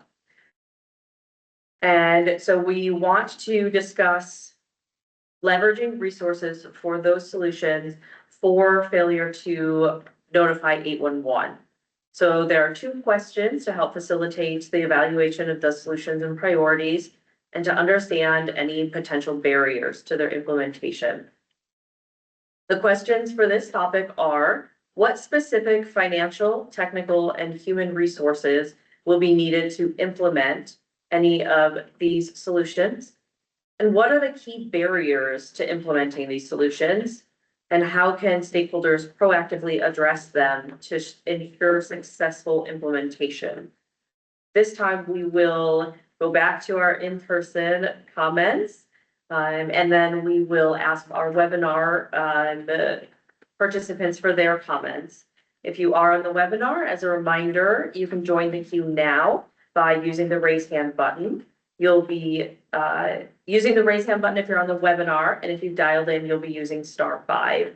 And when your name is called, you'll be able to unmute yourself either using the microphone button if you're on the webinar, or by dialing *6 if you have called in. We will open this to in-person comments now.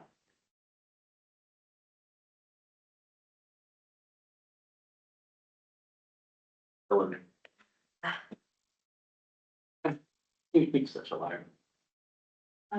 Dulce White, again, with USA North.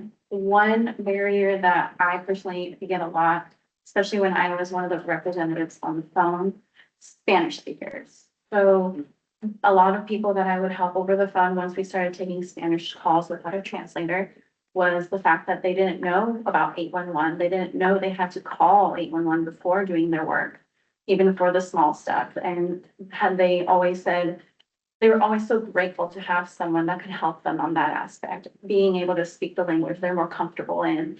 And then they in turn also talk to the other people that they may work with and tell them, hey, we have Spanish speakers. I believe they got all the help I needed with the one call, just calling 811 and getting that done. And then on top of that, I get calls all the time from these same people with all these other companies asking other questions about the 811 process, just because they know they have Spanish speakers available. Okay, appreciate you calling back to some of the challenges that were identified as well in the previous workshop. So, and definitely bringing those into the conversations about these solutions. So as a reminder, some of those challenges that were identified were connecting with a diverse, multi-generational and multilingual workforce. And then we also had comments about accessibility and limited resources for smaller contractors and homeowners, which has been brought up in some of the discussion today as well. And then a high turnover shortage of skilled locators. And so appreciate you bringing up the multilingual challenge as part of this conversation. And so when we look at, some of these solutions that we talked about, awareness and prevention and producing content that note that it would need to be multilingual to be the most effective. So appreciate that insight. additional comments in the room or more comments? More insight. So again, Steve Tabor with PG. I'd love to call out, because that's both the technical and human resource, right? For the multi-language. Technical solutions are available out there, but they also cost money. Same thing with people. Hiring the right person and getting somebody else also costs money as well. So I think that they layer on top of each other. Back to one of the ideas that I had suggested earlier, which is the engagement of the stakeholder group to provide them with the training and then essentially turning them loose and saying, hey, go out and deliver the training that we have. Relatively minimal financial impact because it's only the development of the material and then the time spent by the board or their representatives to provide that training, certification, whatever form that comes in. And then you're essentially crowdsourcing the human resources and the technical side of that as well. Like, hey, go out, do it on a webinar, do it on a in-person basis. And so you reduce or limit the need for the human resources because you're saying, hey, you guys have the information, go out and do it. I think the barrier to implementing that is breaking down whatever walls or constraints that are perceived between the regulator and their regulated persons. For example, like I had mentioned earlier that I would send all 20 something of our dirt investigators to receive this training so we could send that message out. We're already doing 300 and something workshops a year. Let us make sure that we are sending a consistent message with what the board wants, providing them with the resources, resource links available, like whatever information the board is asking for. Give me a QR code, give me something that I could share with them, that I could say, hey, this is who the board is, and share more information about there's a regulatory body or an enforcement authority that, like, I think that's the constraint that we currently have. Recently, just last week, our dingman reduction team, we get together once a year. We cover a service territory from Bakersfield all the way up to Reading.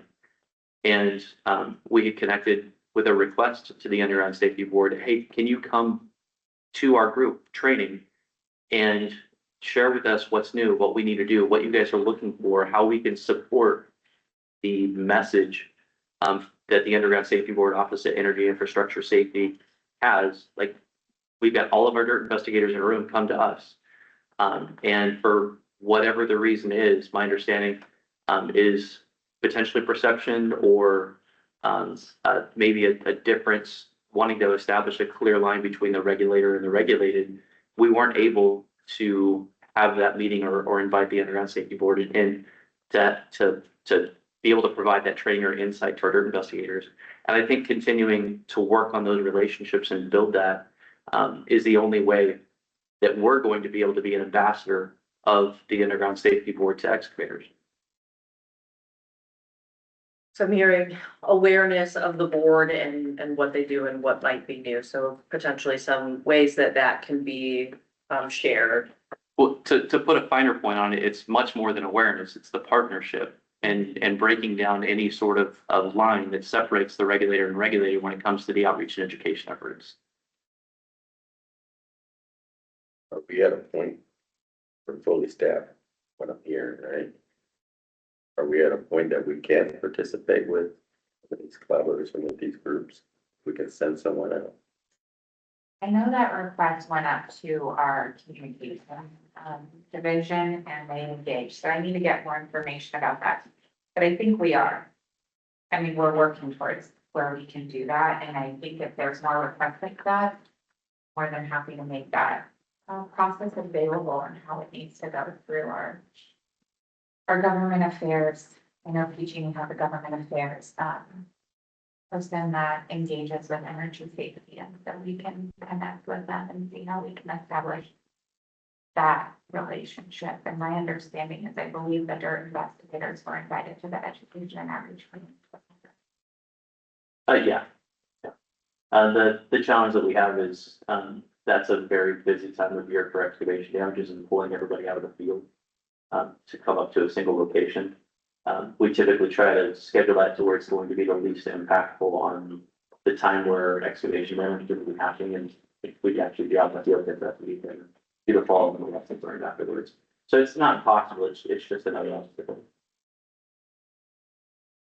The way they can participate is via Zoom or something, you know, they don't have to necessarily travel, they can just. You know, some people can come in person, some can just join via a Zoom or team meeting type. Yeah, it's not a hard no, it's just, if we're looking for the opportunity to really be able to ask questions and engage, that happens best in a room with everybody where you could raise your hand and get called on versus the talking over people that happens on a Zoom meeting. But again, not that it's impossible, just generally less effective. Have Jessica do Just go do the travel, she'll meet all 21 people. Thank you, everyone. I want to ask, one thing I wonder if there are any perspectives on is, this idea of providing content that would then be distributed and potentially used by, you know, if we crowdsource, right? This is the idea that was brought up. How do we ensure that the content that is provided is what's being taught? How do we ensure that effectiveness when you're dealing with laws, you know, making sure that the right message is getting conveyed when you have you know, crowdsource, right? I'll use your term back. So that would be something that I would be interested in hearing if anybody had any ideas on how that barrier might impact that as a solution. That's a concern of mine as well, right? And we have inconsistencies at times across all 21 of our DIRT investigators on the specific messaging.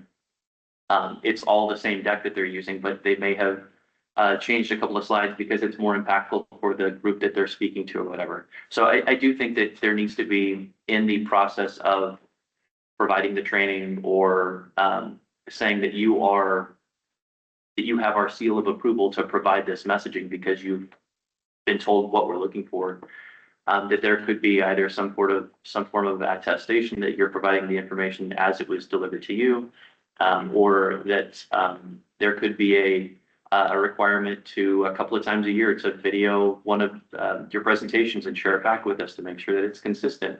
And it gives a little bit of a QC opportunity for the Underground Safety Board, or opportunity to provide feedback or tweak things that you think maybe aren't being delivered well.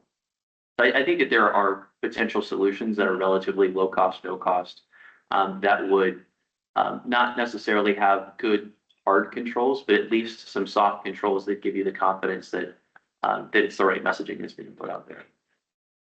Thanks for that perspective. Does anybody have a different perspective on that particular question? I do see we have a hand raised on the webinar, so we will get to that next. I think with the consistency, I think you train the trainer and you can kind of hopefully control that. So that, I know that Marty spoke about that years ago, is that you have a person that train them on the package for them to go out and train it.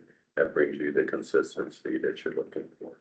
And the same message being communicated out. Yeah, and potentially even having invites out to investigators to attend and do the QC themselves, and for it to be a true partnership of sorts. I agree that there needs to be a hard line between regulator and regulated for certain things, but I personally don't feel like there's any place for that when it comes to the outreach and education piece. But I think that we need to be in lockstep as much as we possibly can be. I think that we have matured in the damage prevention industry enough to where those things are fear-based and they're not real problems that we have to be concerned about. We can be aware of them and manage them as they pop up. But I think that we find greater benefit through partnership than we do through staying in our lane.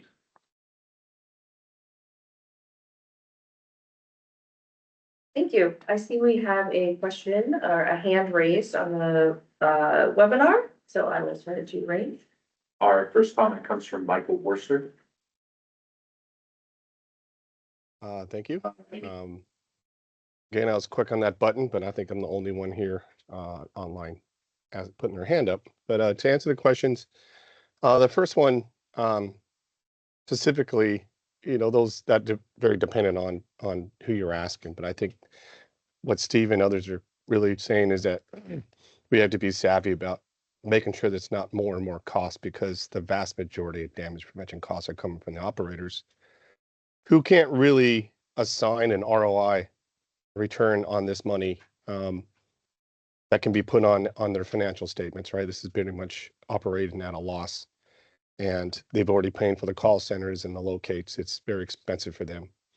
And if we move forward with just trying to create awareness that, throwing money out for TV commercials or whatever, sponsorship of sporting events, it is effective, but to continue doing it, I think you might find a lot of resistance from the operators, who many of them are running pretty tight budget, especially looking at telecommunications. That's become one of the most competitive industries in the country.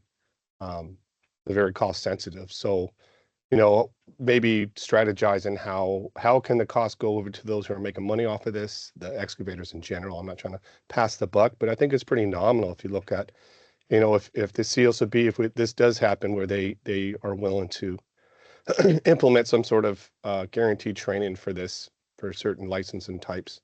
There is a cost associated with that for the CSLB, and could it be tagged on to these licenses? And it's not a huge amount of money. Or the permanent idea of, well, if you have to successfully complete some sort of training, 811 training, to get a permit to do work anywhere in the state of California, that those costs are attached to the permit itself. And again, it's pretty nominal at those levels. And plus, we're talking about folks that are going to make money off of this.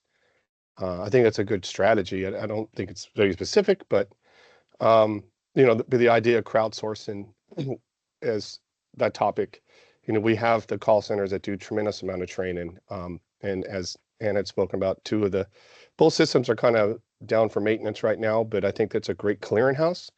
If we do move forward with, hey, we'd like you to take this material and train, it could be housed and built and housed by the call center, because they're experts. This is what they do. They've been doing this since their inception, run around the state and training. They put a lot of effort and thought into it, and they're very connected to the dig board. They're very connected to Cargo. We're all one big happy family, so they're always up to date on anything that's new. And it could be as simple as saying, whatever city, you can reach this link and download the materials. It's up to date. It's ready to go. That's one thing. So, and then the second part, as far as barriers, I did kind of talk about one of them, which was utilities are, they're resistant to put more and more money into this, because it's not something they can go up to their board of directors and say, hey, we made a bunch of money out of putting a bunch of money into damage prevention. It's not really possible to measure that accurately. The other one I wanted to bring up was something that was talked about earlier, was as an example, the fencing supply companies, it's the fencing operations. We have a lot of folks in those, and a lot of residential construction stuff, whether it's foundation or plumbing or pools. In my experience with AT&T, that the individuals that don't have the licenses are either financially constrained, or they're very worried about being exposed to the government, because they're not sure, because we have a lot of undocumented folks in these industries. And to try to convince them that they should go get their license is probably not going to happen very easily, because there's a lot of fear of being exposed because of whatever reason. So one strategy I think would be good and been tried before is we've reached out to Home Depot and have tried to get them on board. There are, fencing and lumber supply associations similar to Cargo and everything, that those are great associations to reach out to, because everybody's got to buy their material. And while they're buying the material, maybe as part of the receipt, they get this little booklet, and it really says, hey, calling 811's not going to expose you to any other things. It's totally legitimate. We can almost say it's anonymous, but it's not. But it's not going to expose you to any other kind of issues with any other regulatory bodies. It's a safe thing for you to do. I know a lot of them try to pass it on to the homeowners, who then refuse to call 811, and these are a lot of the sources of damages I've seen in the years. So maybe going to a spot, being, consciously aware of the resistance you're going to have from some of these folks, and what strategies we could use to get them just at least aware that 811's there. It's there to help you. It's free. It won't get you in any kind of trouble with any other agency. I think that's a good strategy. So yeah, that's what I have. Thank you. Thank you. Right, I don't see any additional hands raised, if you could. No. Nope. We have a hand raised from Marjorie Del Toro. Okay. Marjorie, you can unmute. So I'm not sure if this is a question or a statement. So these conversations that we're having, I'm sitting here and listening to all the discussions, and there's a lot of discussion that we've been having, the same ideas, the same requests from stakeholders and utility owners and excavators. And yet I still don't see any movement. So I'm sitting here a little bit frustrated. I'm thinking to myself, okay, these conversations aren't new. So I'd like to know from the board or from the committee is what are, now I'm going to say we because I'm still feel part of it after so many years. But what's the next steps? We already have a foundation. We developed a really great educational platform. We've been currently utilizing that for a lot of NOPVs, right? So why aren't we taking that and creating a bilingual? I think we worked on that as well. Is that correct? Did we ever complete that? Bilingual version, yes. The Spanish one? So I think we talked about the first steps. First steps is developing something that we can distribute. Check. I think you guys have done an incredible job. It's a great program. So we get rave reviews on it. So I guess I'm a little bit frustrated. So none of these ideas are new to me. You know, we've been hearing. So what is the board going to do to start implementing these programs? We've been at this for about 7-8 years, I think. And I guess that's my question. Thank you.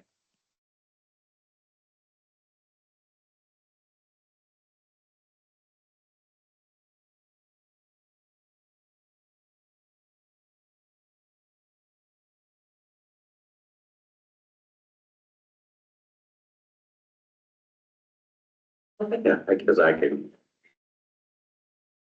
I don't know if I'm able to answer that, Marjorie, without the board here.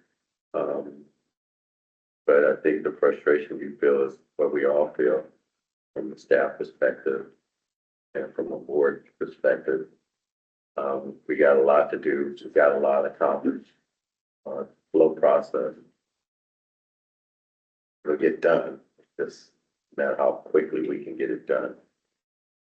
And so, one of the things that we're doing is doing these committee workshops to kind of get more in depth of some of the things that we can do, share some of the ideas and thoughts of the members in ways that can help us. We can't, with the amount of time that's out there and the amount of resources we have available to us, trying to streamline that as much as possible, speed that timeline up as fast as we can. And you're right, the board will have to address these concerns and issues. But as a committee, we're just trying to get the information back to the board, share with them what the feedback is out there. One of these things that you're mentioning, we'll get back to the board and staff is share what the concerns are that we all have. It's how do we move forward faster. But we want to make sure that we're efficient and how we do it effective. So it's a roundabout way of saying we understand and we're working on it. I appreciate that. I just look in, the webinar and the list of names, and these are all doers and shakers. I see there's someone from CSLB. Obviously, there's momentum building. I mean, I appreciate that, and I'm excited about that. But it's about saving lives. Let's bring it back to why we're here. And we just really need to focus on this and get this going. And if there's any way I can be of assistance, I'm here. Thank you. I appreciate your time. Thanks, Martin. Okay, thank you. We have one more hand raised on the webinar. Our next comment comes from David Woolley.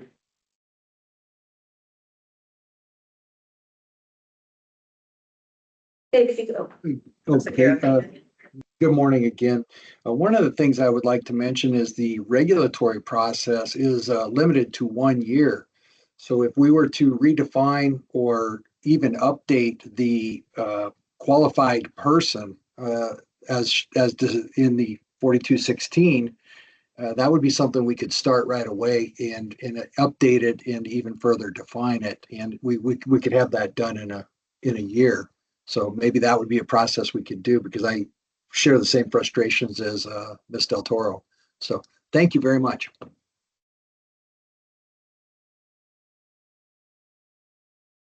don't see any additional hands raised. Right, if you can confirm. No additional hands raised at this time. Okay. We, looking at the time here, we have just about 10 minutes left. So thank you for your comments. We will move on to the next discussion. I do feel like we've approached, or we've discussed a lot of what this question is about already, just very naturally in the previous discussions. I will give everybody an opportunity if they had any additional information to add about the most effective communication platforms or tools that could be used to coordinate or communicate the implementation of these safety training updates. So we'll start with the webinar commenters, and then we'll move to the in-person. So if you are on the webinar, as a reminder, you want to join the queue by raising your hand using the raise hand button or dialing *5 if you dialed in. When your name is called, unmute using the microphone button, or if you've dialed in, you can use *6.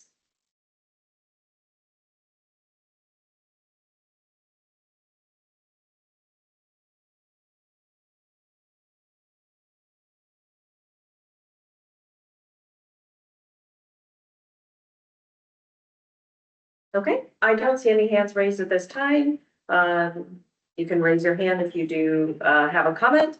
But right now we will turn it to the room to see if there is anything to add to what we've already discussed. As a reminder, we're focused on failure to notify 811, and we are focused on the excavation safety training. Are there any additional comments in the room on this topic? Again, Steve Cleaver with PG&E, I would just say, tell me what you want us to share and use the people that are currently engaged as stakeholders of the Underground Safety Board, and we'll share the message. You may or may not be aware that PG&E created what was the Gold Shovel Association or Gold Shovel Standard for certifying contractors, and then turned it over to another group, and it has been adopted by CGA as now the DPI, the Damage Prevention Institute. And I use that as an example, not to pat PG&E on the back, but to say that something small can come out of an idea and really catch wildfire if we partner together. And that's an example of one of the ways that PG&E is committed to excavation safety and getting the word out. So let me know what you want to share and how you want to share it out there. We had 390 workshops last year, 387 the year before, something thereabouts. Like, we can get the word out. And we can share it with all of our contractors who excavate, and have them share it with their subs and their subs, which is how the Gold Shovel Standard started. So I think the first step is decide the message that you want, and then give it to the people and turn it loose, and we'll help.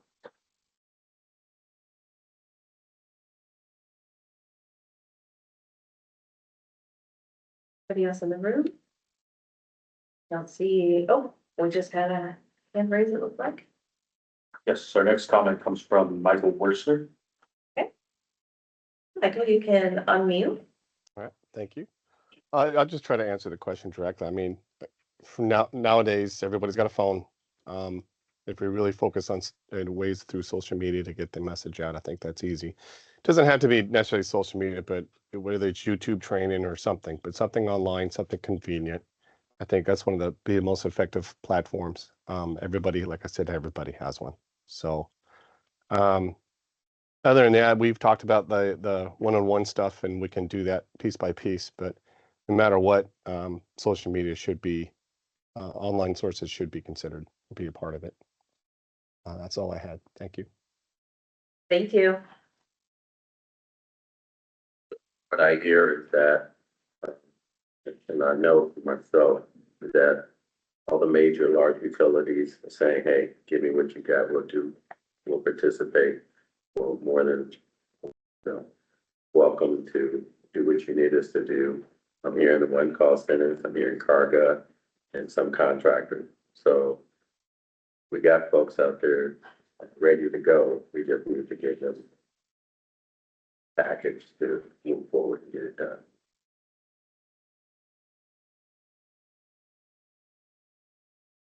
Okay, thank you, everybody.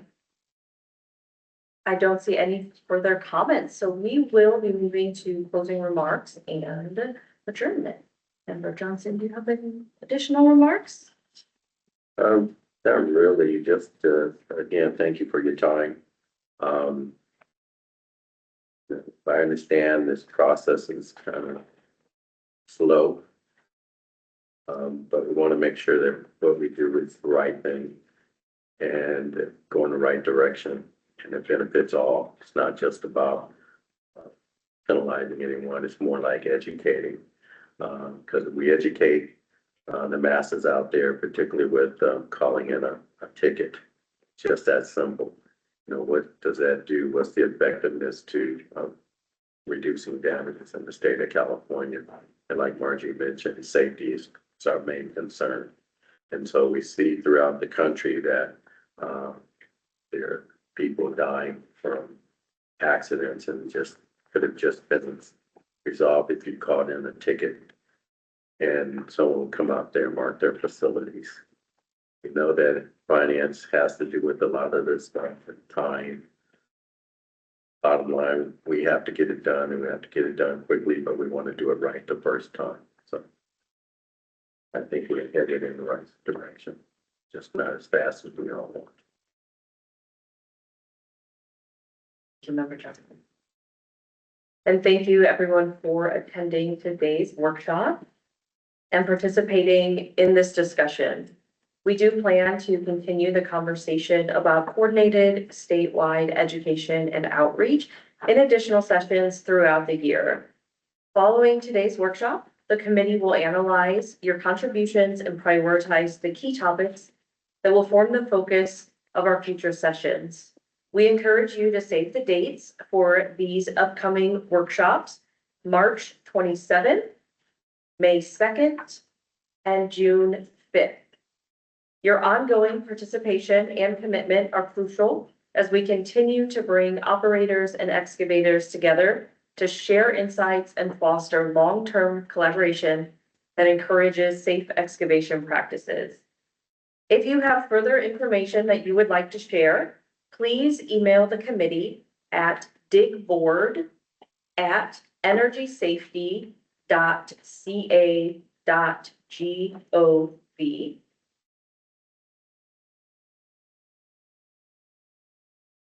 More information about the next workshop will be available soon, and you can stay involved by signing up for our emails. If you're here in person, there is a an email sign up sheet that's available at the front of the room. And if you're attending online, you can visit energysafety.ca.gov and navigate to the sign up page by clicking meetings in the navigation bar and then selecting participate in public meetings. You can also follow Energy Safety on social media to stay up to date on news and upcoming events from the Underground Safety Board. Finally, please consider joining us for these upcoming events: an electronic positive response, or EPR, workshop on March 3rd in Sacramento, and our next board meeting on April 14th and 15th in Southern California. This workshop is adjourned. Nice job, Jessica. Oh.